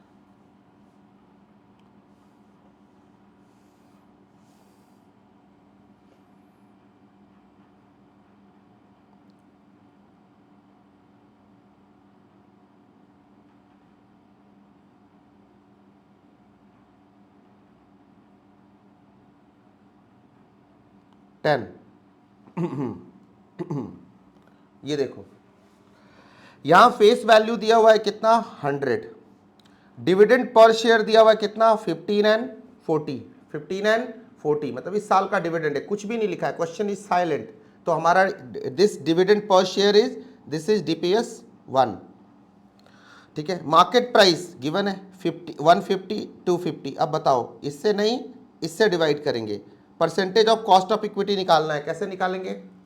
सीधी सी बात है, DPS 1 divided by current market price, that is 15 by 150, 40 by 250। दोनों के निकल गए, डन। ये तो बहुत ही आसान था, बहुत ही आसान था, बहुत ही आसान था। रुको रुको रुको, बहुत ही आसान था। ये देखो, यही फॉर्मूला है, इसी से हमने निकाला है, बहुत ही आसान था। अब थोड़ा और इसमें पीछे चलते, प्रॉब्लम पे आते हैं। क्वेश्चन नंबर, अपने प्रॉब्लम वाले सेक्शन में आओ। एक क्वेश्चन है वहां पे, प्रॉब्लम नंबर 16। जब क्वेश्चन अपने पास है तो क्यों अपने को टाइम लिख लिख के वेस्ट करना, कुछ नया डिस्कस करेंगे। फॉक्स लिमिटेड वाला क्वेश्चन देखो, आंसर मत देखना प्लीज, सिर्फ क्वेश्चन देखो। Fox limited issued 10,000 equity shares of ₹10 each at a premium of 2 each. मतलब कितने पे इशू किया, 12 रुपए पे इशू किया। The company has incurred issue expenses of 5,000। कितना इशू एक्सपेंस है, 5,000। द इक्विटी शेयर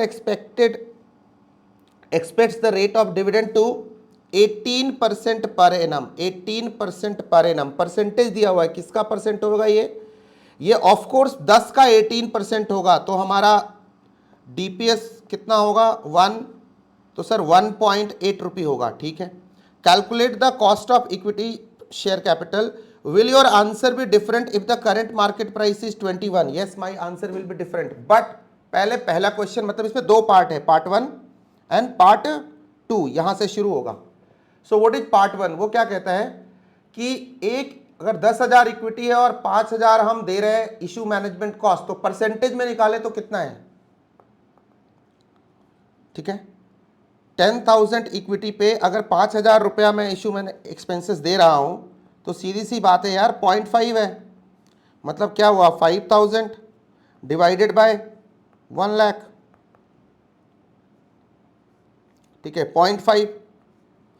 सो 0.5 मतलब अगर मेरा नेट प्रोसीड निकालना हो तो net proceed will be what, 10 + 2 12 minus 0.5।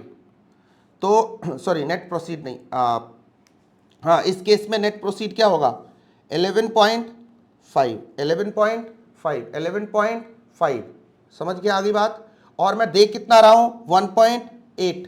तो मेरा KE क्या होगा, 1.80 डिवाइडेड बाय 11.5 इंटू 100। जरा कैलकुलेट करना, 1.8 अपने खुद से कैलकुलेट करके देखो, divided by 11.5 into 100 is equal to 15.65। 15.65%। Now the question is, अगर करंट मार्केट प्राइस 21 है तो क्या होगा आंसर? तो सिंपल होगा, DPS 1 will be 1.8 divided by current market price is equal to 21। ये कैलकुलेट करो, 1.8 divided by 21 is equal to 1.8 divided by 21 is equal to into 100 is equal to 8.57%. It will be 8.57%. ज़्यादा से divide किया ना, 8.57%. This is the answer is the. तो ये approach तो बहुत ही सिंपल था, इसमें तो कुछ था ही नहीं यार, इसमें तो कोई दिमाग लगाने की जरूरत ही नहीं थी, दिमाग लगाने की जरूरत ही नहीं थी. ऐसे ही हमारा दूसरा अप्रोच, वो भी ऐसे ही बहुत सिंपल है, वो है अर्निंग प्राइस अप्रोच, वो है EPS approach, earnings price approach. रुको फटाफट. Point number 2, earnings price approach. बस डिफरेंस क्या होगा, डीपीएस की जगह ईपीएस होगा, और कुछ भी नहीं है, और कुछ भी नहीं है, same. K is equal to EPS at the end of the year upon P0 और नेट प्रोसीड और करंट मार्केट प्राइस, और करंट मार्केट प्राइस. डन है.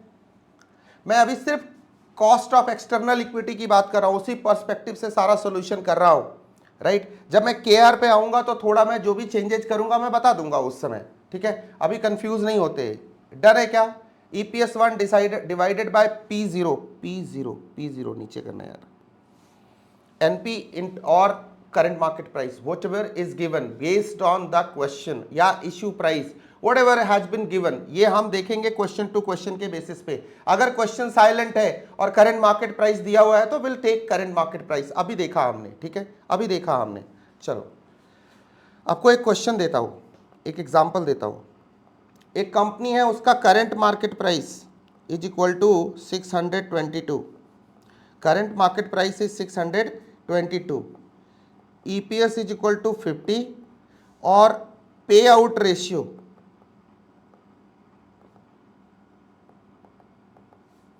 Is equal to 20%.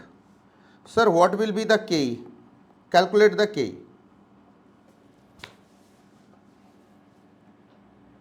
KE calculate करो आप. अब आपके दिमाग में होगा सर अप्रोच बताओ, तो चलो मैं बोलता हूं आपको अर्निंग प्राइस अप्रोच.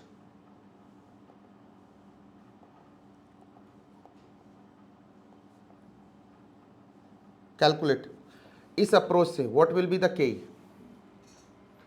तो sir obviously the EPS 50 divided by current market price 622 into 100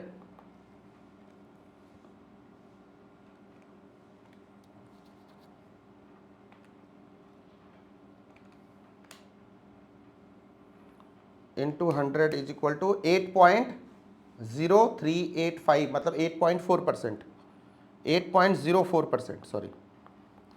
this is the answer. Done है.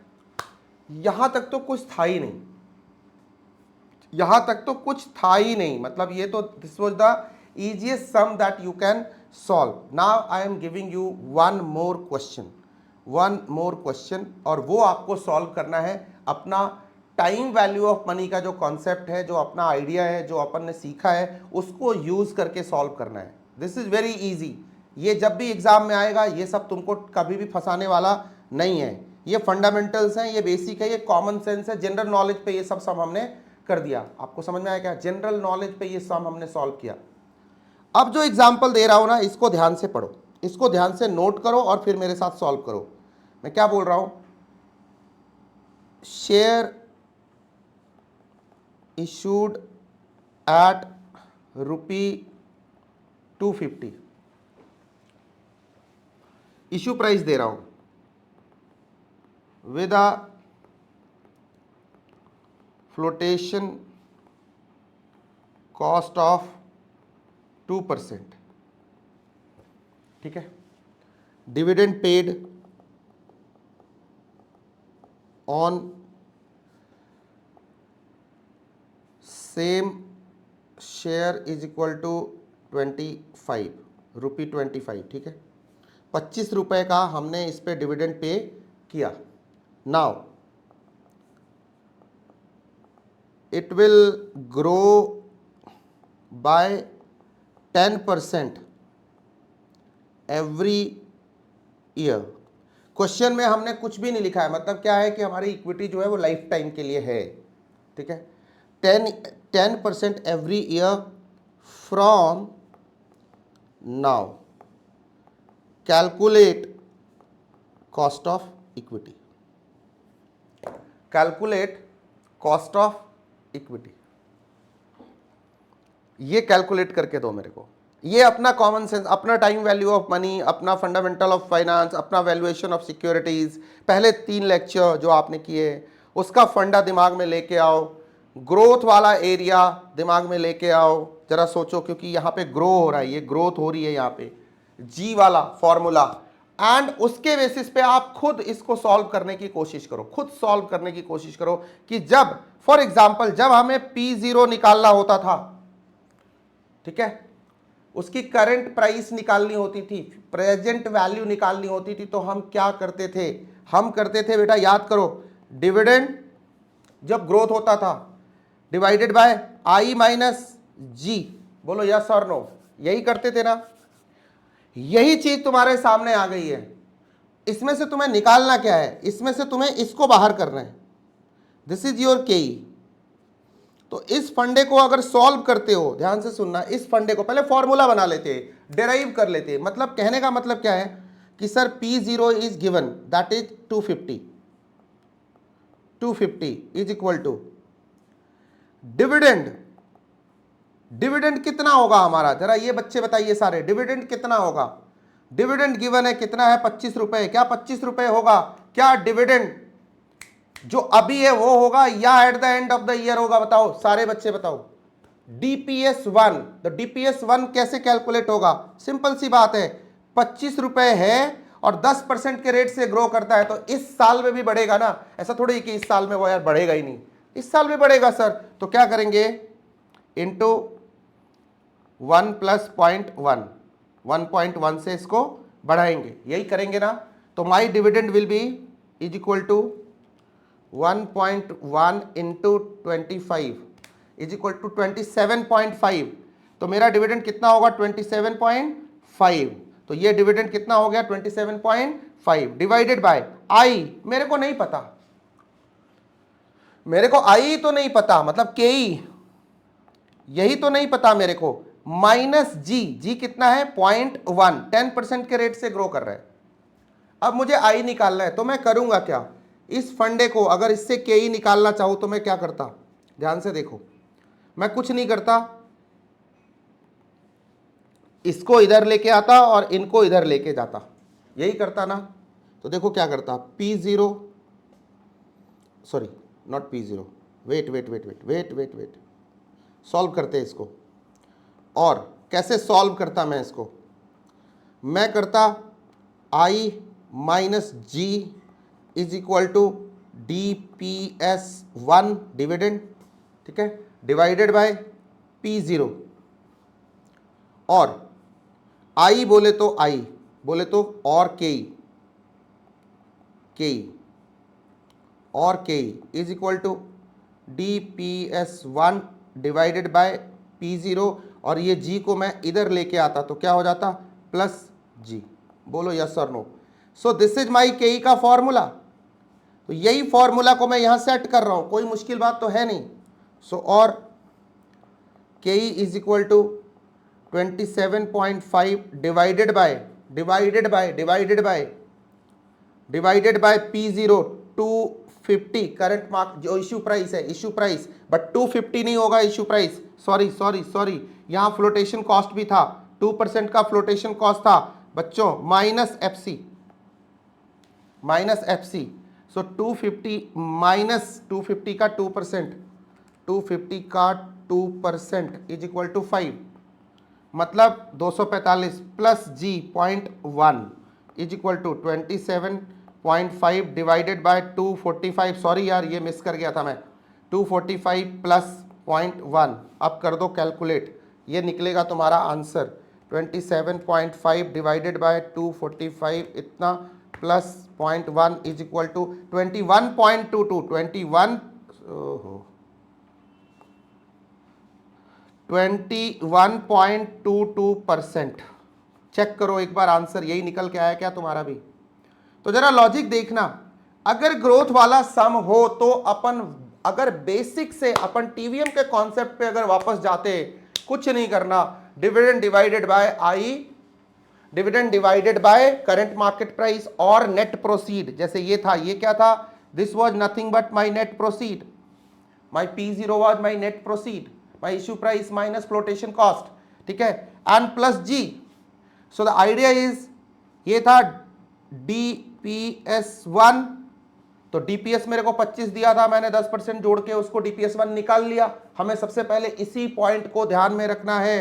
This is very very sexy point, यही बच्चे गलती करते हैं, दिस इज एग्जाम ट्रैप, यहां गलती होती है। दूसरी गलती जैसे मेरे से भी हुई, फ्लोटेशन कॉस्ट गलती से भूल जाते हैं, जल्दबाजी में वो ध्यान से हट गया, सारा कैलकुलेशन कर लिया, ग्रोथ पे फोकस हो गया, FC भूल गए। अब ये गलती से गलती होती है, वो करना नहीं है, एनीवेज नहीं होगी, प्रैक्टिस करोगे नहीं होगी, वो अपन तो अभी कई बार हो जाती है, लेकिन होना नहीं चाहिए, ठीक है, होना नहीं चाहिए, एग्जाम में अफोर्ड नहीं कर सकते। देन इसके बाद, लेकिन अगर आप कॉन्सेप्चुअली स्ट्रांग हो, क्वेश्चन बार बार देख रहे हो, तो मिस्टेक नहीं होगी, एक बार मिस हो सकती है आंखों से, but you will go and do the course correction immediately. Okay, 250 minus 5 that is my net proceed, फिर ये बहुत इंपॉर्टेंट है, और प्लस जी ग्रोथ, इसको नहीं भूलना है। अभी हम ये भी सीखेंगे जो ऑलरेडी हम सीख भी चुके हैं फंडामेंटल ऑफ फाइनेंस में, कि ग्रोथ को कैसे कैलकुलेट करते हैं, सिखाया है ना, सिखाया है। लेकिन अब मैं कॉस्ट ऑफ कैपिटल के चैप्टर में हूं, तो मैं एक बार दोबारा कराऊंगा। बहुत सारे बच्चे ऐसे होंगे जिन्होंने फंडामेंटल ऑफ फाइनेंस को नहीं देखा होगा, बट टीवीएम उन्होंने किया होगा, तो सबके लिए कॉमन लेके चलना है। So the answer will be 21.22। अब मेरे को बताना ये किस अप्रोच से मैंने ये कैलकुलेट किया। अप्रोच मैंने आपको बोला नहीं, लेकिन मैंने उस अप्रोच से निपटा दिया इसको। ये कौन सा अप्रोच था, डिविडेंड प्लस ग्रोथ अप्रोच। सोचो यार, अपन एवं ही रटते फिरते हैं, ऐसे earning price plus growth approach, same ही फंडा होगा, DPS की जगह EPS1 हो जाएगा, DPS1 की जगह EPS1 हो जाएगा, और क्या ही बदलेगा यार, और कुछ नहीं बदलेगा, rest is same, rest is same, ठीक है। बट द आइडिया इज दो अप्रोच हो गई हमारी ग्रोथ के अंदर, दो अप्रोच हो गई, DPS plus growth approach, EPS plus growth approach, ठीक है, दो अप्रोच हो गई। बट द आइडिया इज कि what is the G is the growth है क्या, ग्रोथ कैलकुलेट कैसे होती है। सो अगला फंडा होगा हमारा how to calculate growth. Fundamental of finance में हमने पढ़ा है, लेकिन एक बार फिर से दोबारा से करेंगे। उससे पहले मैं एक क्वेश्चन आपको और देना चाहता हूं, जरा ये क्वेश्चन मुझे करके दिखाइए, तो मैं समझूंगा कि आप बेटा सही जा रहे हो। मैं 2-3 नए क्वेश्चन करके लाया हूं, मुझे जरा सांस लेने दो। ब्रेन स्टॉर्मिंग क्वेश्चन है, पहले ये करेंगे, उसके बाद हम आगे कॉन्सेप्ट पे जाएंगे, ठीक है, क्योंकि मैं नहीं चाहता कि आप बार बार घर जाओ फिर जाके कुछ और देखो, आप सारे निटी एंड ग्रिटीज को इधर ही सुलटा के जाओ। रुको, मुझे क्वेश्चन निकालने दो, एक सेकेंड।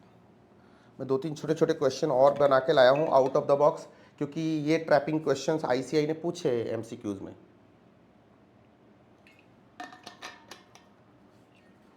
CMA का भी देख रहा था एक क्वेश्चन, उसमें भी ट्रैपिंग क्वेश्चन था, थोड़ा घुमा फिरा के पूछा था, इजी था, बट क्या होता है प्रैक्टिस नहीं होती है तो फिर वो अचानक से दिमाग को रिकॉल नहीं होता। तो ऐसे 2-3 क्वेश्चन मैं जो लेके आया हूँ मैं आपको कराता हूँ। लिखो जरा मेरे साथ, रुको, मेरे को भी लिखा ही हुआ है। सवाल है, सवाल, क्वेश्चन है। Example, sir DPS for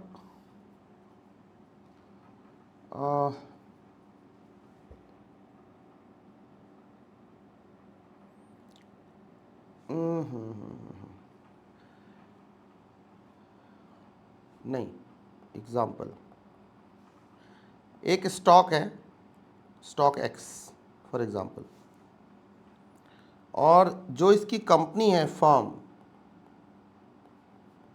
it is a no growth firm. सबसे पहले ये समझना है, क्वेश्चन में अगर ये गिवन होगा मतलब यहां जी इन्वॉल्व नहीं है, यहां जी इन्वॉल्व नहीं है। This is a no growth form. तो एक बात तो ये समझ गए आप, नो ग्रोथ फॉर्म। सो यहां ग्रोथ इन्वॉल्व नहीं है। और दूसरी चीज, DPS dividend per share is equal to earning per share, मतलब यहां जो भी अर्निंग्स है वो डिविडेंड है, जो डिविडेंड है वही अर्निंग है। ये है ₹50 फॉर लाइफ टाइम। देख के खुश हो गए होगे तुम कि डीपीएस मिल गया, नो ग्रोथ है, तो डीपीएस ईपीएस तो यही है हमारा, DPS 1 is equal to EPS 1। बोलो यस और नो। इसका इंपैक्ट समझ में आ गया? कंफ्यूजन, ये भी कंफ्यूज कर सकता है, तुम बजाबता ढूंढते फिरो कहीं। Yes, okay. प्लस अब तुम पे एक मेहरबानी कर रहा हूं मैं, तुम्हें मैं रिक्वायर्ड रेट ऑफ रिटर्न दे रहा हूं।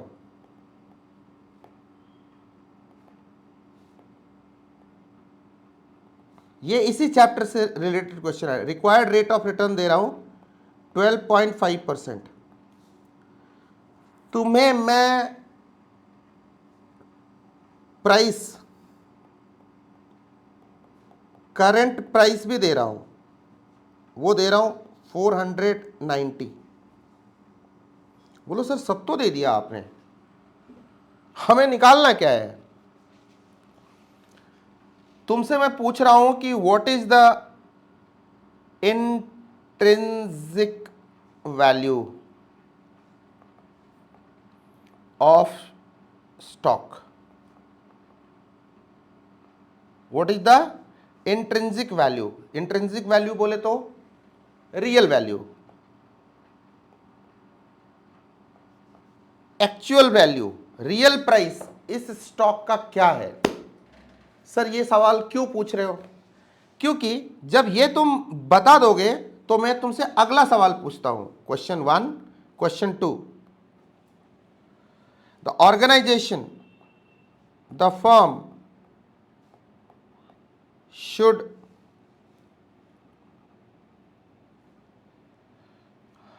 take long or short position।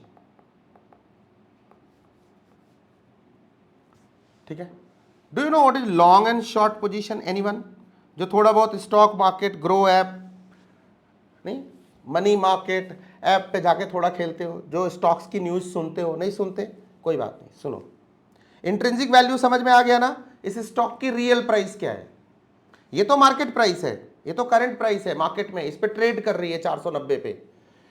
ठीक है, दूसरी बात, हमसे बोला जा रहा है कि इसकी लेकिन ओरिजिनल औकात क्या है, इसकी रियल वैल्यू निकाल के दो। निकाल देंगे, कोई बात नहीं। इसके बेसिस पे लॉन्ग एंड शॉर्ट पोजीशन,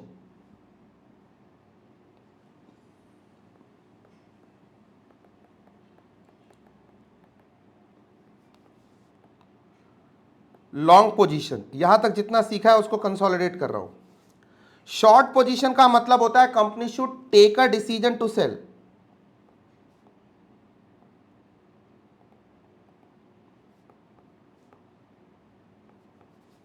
और long position take a decision to buy. अब मुझे बताओ, मुझे किन सर्कमस्टांसेस में, पहले कॉन्सेप्ट पूरा कर लेते फिर क्वेश्चन सॉल्व करेंगे। क्वेश्चन सॉल्व करना मुश्किल नहीं है। किन सिचुएशंस में मुझे स्टॉक को बेचना चाहिए और किस पोजीशन में मुझे स्टॉक को खरीदना चाहिए। देखो इस चैप्टर का एप्लीकेशन कितना बड़ा है। तो सर आपके दिमाग में आएगा, ध्यान से सुनो, कि मैं टाटा मोटर्स का शेयर खरीदने जा रहा हूं। जो गिवन डेटा है उसके बेसिस पे टाटा मोटर की real value, intrinsic value IV 0, आज की डेट में उसकी इंट्रिंसिक वैल्यू 500 रुपए है। फॉर एग्जाम्पल टाटा मोटर्स की इंट्रिंसिक वैल्यू 500 है और मार्केट प्राइस, उसका करंट मार्केट प्राइस 600 रुपए है। बताओ ये शेयर मुझे खरीदना चाहिए या नहीं खरीदना चाहिए? यस और नो? ये अंडरस्टैंडिंग है, इसके लिए कोई फंडा लिखने की और रटने की जरूरत नहीं है, समझने की जरूरत है। अगर मेरी इंट्रिंसिक वैल्यू कम है, रियल वैल्यू कम है और मार्केट में वैल्यू 600 है, मतलब ये स्टॉक क्या है, कॉमन सेंस कहता है ओवर प्राइस्ड है। तो ओवर प्राइस्ड है तो बताओ इसको खरीदना चाहिए क्या? नहीं, अभी तो 100 रुपए का हमें बेनिफिट उठा लेना चाहिए, बेच देना चाहिए। क्या कर देना चाहिए? Not to buy, decision not to buy. हाँ, अगर इसकी ओरिजिनल वैल्यू 700 होती और मार्केट में 600 की बिक रही होती तो हमें यह होप होता कि ये 100 रुपए तो और बढ़ने वाला है, खरीद लो। तो क्या करते? ये अंडर प्राइस्ड है। ये क्या है? अंडर प्राइस्ड है। तो जब शेयर्स, जब कोई भी स्टॉक ओवर प्राइस्ड होता है तो हमारी पोजीशन क्या होती है? शॉर्ट। और जब अंडर प्राइस्ड होता है हमारी पोजीशन क्या होती है? लॉन्ग। समझा क्या? This is the impact of this particular calculation, short and long. अभी आपको समझा क्या कि हम जब भी कोई शेयर बाय करते हैं तो किस बेसिस पे बाय करते हैं? उसके decision, one of the basis, not the only basis. This is one of the basis on which the any company, any organization takes a decision to buy or sell any stock. ठीक है, कब पैसा लगाना चाहिए, कब नहीं लगाना चाहिए, सब डिसीजन जब करते हैं टेक्निकली तो ये सब चीजों को ध्यान में रखते हैं, इसीलिए ये सब पढ़ रहे हो आप। एनीवेज, ये आया हुआ सवाल है। अब इसको डिसाइड करते हैं इस केस में क्या करना है। अब तुम्हारे सामने गिवन सिचुएशन है, गिवन डेटा है, तो बेटा तुम क्या करोगे बताओ? सीधी सी बात है।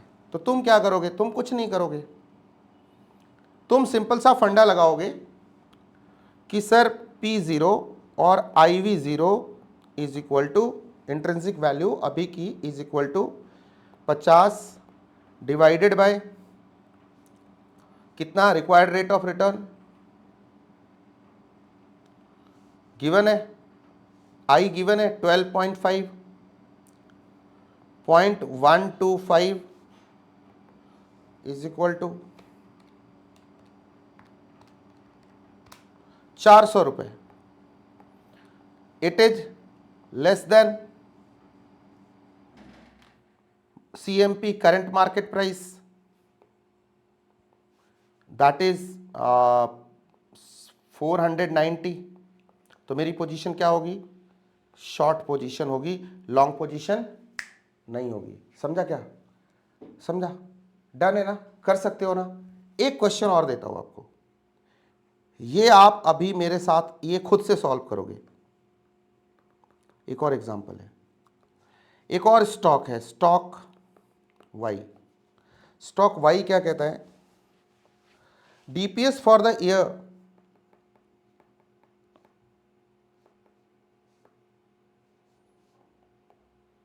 just ended is equal to 15, then constant growth rate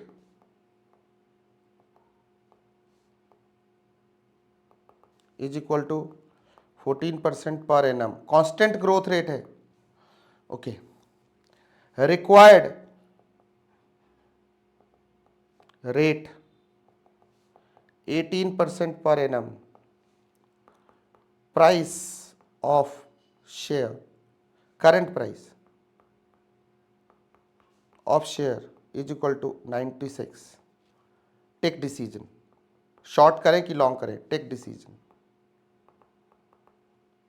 ठीक है, ये अभी ये एग्जांपल आप अभी सॉल्व करोगे, यहां पॉज करो एंड सॉल्व करो। पहले फर्स्ट सॉल्व इट, आपसे नहीं होगा तो मैं करूंगा। एक और एग्जांपल देता हूं, ये आपका अभी आज का यहां तक होमवर्क यहां तक कंक्लूड हो जाएगा। एक और एग्जांपल देता हूं, यहां मैं ग्रोथ का डेटा मैं दे रहा हूं आपको, ग्रोथ रेट मैं दे रहा हूं, कैलकुलेट करना मैं सिखाऊंगा, बट अभी मैं वो डेटा सप्लाई कर रहा हूं क्योंकि जितना तुमको अंडरस्टैंडिंग है उसके बेसिस पे तुम कर सकते हो। ठीक है, एक और क्वेश्चन दे रहा हूं और नोट करो एग्जांपल। एक और स्टॉक है, stocks dividend per share for year just ended is equal to ₹60, growth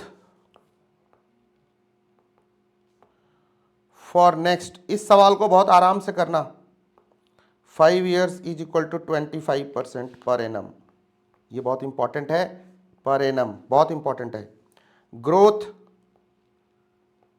यहां पे मैंने एक ग्रोथ का डेटा दिया था 14%, यहां दो ग्रोथ का डेटा दे रहा हूं, growth beyond 4 years, 5 years sorry, is equal to 5% per annum, ठीक है। Required rate of return is equal to 15% per annum. Current market price 690, no no no no no no no, current market price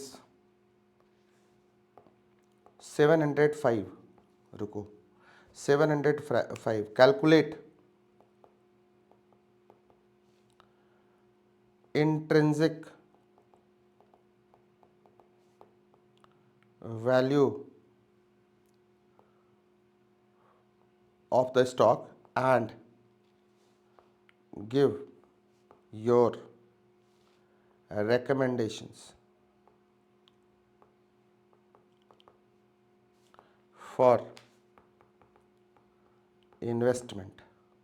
अभी समझ में आया, मैं reverse engineering वाले question दे रहा हूं कि ये वाला जो पूरा टेक्निक था, जो कॉन्सेप्ट था, हर बच्चे को पता है, केई निकालने का तो फॉर्मूला मिल गया है, डेटा मिलेगा, नेट प्रोसीड मिलेगा, ये करेंगे वो करेंगे, केई निकाल के दे देंगे, दैट्स इजी। बट जो इंस्टीट्यूशंस है वो क्या पूछ रहे हैं, थोड़ा सा उसको उल्टा कर देते हैं। तो मैं हमेशा कोशिश कर रहा हूं कि ट्रैप्स पे तुमको ट्रेन करो, ना कि तुमको इजी चीजों पे ट्रेन करो। इजी चीजें तो अब हर बच्चा करने को रेडी है, क्योंकि वैसे तो कितने एग्जाम्पल्स हमने कर लिए स्लो एंड स्टडी। अभी सबसे पहले आप पॉज कीजिए, यहां पे लेक्चर को पॉज कीजिए, अपना रेकमेंडेशन पहले तो इस स्टॉक वाई पे दीजिए कि इसमें हमारी पोजीशन शॉर्ट होनी चाहिए कि लॉन्ग होनी चाहिए। आपको क्या लगता है, अंडर प्राइस्ड है ये स्टॉक या ओवर प्राइस्ड है? इंट्रिंसिक वैल्यू निकाल के एक डिसीजन। देन ये वाला क्वेश्चन घर पे बैठ के खूब आराम से तुम दिमाग लगाना, ठीक है। आज बस इतना ही हम करने वाले, कल नेक्स्ट लेक्चर में हम करेंगे ग्रोथ को कैलकुलेट, फिर करेंगे सीएपीएम, फिर करेंगे अपना रियलाइज्ड यील्ड अप्रोच। बहुत ही सिंपल है वो दोनों, क्योंकि उसका भी सारा होमवर्क, बेस वर्क आज आप कर चुके हो। ये अगर सॉल्व कर लिया, ये समझ लो कि कल से हम बड़े क्वेश्चन करेंगे और अगले 2-3 लेक्चर सिर्फ बड़े क्वेश्चन प्रैक्टिस करेंगे, बहुत सारे बड़े क्वेश्चन प्रैक्टिस करेंगे। हमारा कॉन्सेप्चुअल बैकग्राउंड लगभग कंप्लीट होने को है, ठीक है। यस, और जो बचे खुचे वो सारे हम पहले से फंडामेंटल ऑफ फाइनेंस में ग्रोथ निकालना करके आए। एक बार आप हो सके तो रिवाइज करके आना, कंपाउंडेड एनुअल ग्रोथ रेट, ठीक है, Gordon model, g is equal to b r, दोनों टेक्निक कराई है। एक बार रिवाइज करके आना, कल फास्ट कराऊंगा, आगे बढ़ जाएंगे। जी को कैलकुलेट करना सीखना है, क्योंकि एग्जाम्स में वो आते हैं। जो ट्विस्ट करता है वो वहां पे करता है या ऐसी पोजीशन पे ट्विस्ट करता है, ठीक है। सो this is your homework, this is your right now class work. ये अभी कंप्लीट करो, ये घर पे करना, कल इसको मैं सॉल्व करवा दूंगा, जो भी फसावट होगी, जहां भी अटक रहे होगे। Rest is all right. एक बार नोट्स ले लो, हमने आपको लास्ट नोट यहां करवाया था, फंडा नंबर 16। पॉज कर करके यहां पे स्क्रीन पॉज कीजिए, इसको नोट कीजिए। नाउ बैटरी भी डाउन हो गई, इसको क्लोज कीजिए, इसको पॉज कीजिए, इसको नोट कीजिए, देन इसको पॉज कीजिए, इसको। ये सारे एग्जाम्पल संभाल के रखना, ये सब बड़े क्वेश्चंस के बीच से निकले हुए हैं। अभी भी जो 2-3 मैं नोट करके लाया था, अलग अलग एग्जाम के अलग अलग जगह पे मैंने ये सब एक्सट्रैक्ट निकाला है इसी चैप्टर के क्वेश्चन से, ठीक है। हमें जरूरी नहीं कि रटे रटाए मॉड्यूल के उतने ही क्वेश्चन करने जितना मॉड्यूल में गिवन है। एग्जाम में और लेटेस्ट पैटर्न के हिसाब से जो रिवर्स इंजीनियरिंग के जो आइटम्स हैं और जो डिस्कशन है, अब जैसे अभी मैंने आज शुरू में आते के साथ ही रिस्क प्रीमियम, इन्फ्लेशन, ये वो करवाया, अभी वो वर्ड देके करवाया एग्जाम में, उसी को दूसरे तरीके से डाल के पूछ लेते। तो इसीलिए वो सब कॉन्सेप्ट क्लियर करने जरूरी है, क्योंकि जब क्वेश्चन को ट्रैप करने की कोशिश, जब आईसीआई ट्रैप डालने की कोशिश करेगा, सीएस या सीएमए इंस्टीट्यूट ट्रैप डालने की कोशिश करेगा, इन सब जगह पे वो ट्रैप डालता है। तो एग्जाम अलर्ट, एग्जाम ट्रैप्स अपने को पहले ही करके जाने। यस, इजी क्वेश्चन तो सभी करके जाते हैं यार, सीधे सीधे तो सभी करके जाते हैं। तुमको एज कब मिलेगा? जब तुम ट्रैप्स को क्लियर कर सकते हो, ट्रिक्स को निपटा सकते हो। इसको पॉज करके इसको नोट करो, ये तो ज़रूरी करना, स्टॉक वाई तो होमवर्क है, अभी करना है, एंड उसके बाद ये वाला आपका होमवर्क है। बस आज इतना ही, इतना डाइजेस्ट करो, कर फिल करेंगे अगला लेक्चर। हंसते रहो, मुस्कुराते रहो, जिंदगी जीते रहो, अपना अपनों का, अपने दिल का बहुत सारा ख्याल रखो। You are watching FMSM with Om. I hope कि तुमको सारे कॉन्सेप्ट बहुत अच्छे से समझ में आ रहे होंगे, और जो भी डाउट है मेरे को फटाफट भेजते रहो। यहाँ तक कॉन्सेप्ट क्लियर करो, एक लेक्चर और होगा जिसमें कॉन्सेप्चुअल बैकग्राउंड सारा क्लियर होगा और बड़े क्वेश्चन चालू हो जाएंगे। और आप यकीन मानिए आपको बड़े क्वेश्चन में तो प्रॉब्लम ही नहीं होगी, क्योंकि मैं सारे उसके प्रॉस एंड कॉन्स यहाँ डिस्कस करके निपटा रहा हूँ। ठीक है, इस पोर्शन पे पूरा कमांड होना चाहिए, नोट्स प्रॉपर होने चाहिए। जो एक्सरसाइजेज मैं क्लास में करा रहा हूँ या आपको होमवर्क दे रहा हूँ, इन पे फोकस करना, क्योंकि बड़े क्वेश्चन में यही मिलने वाले हैं सारे। All the best, thank you, see you.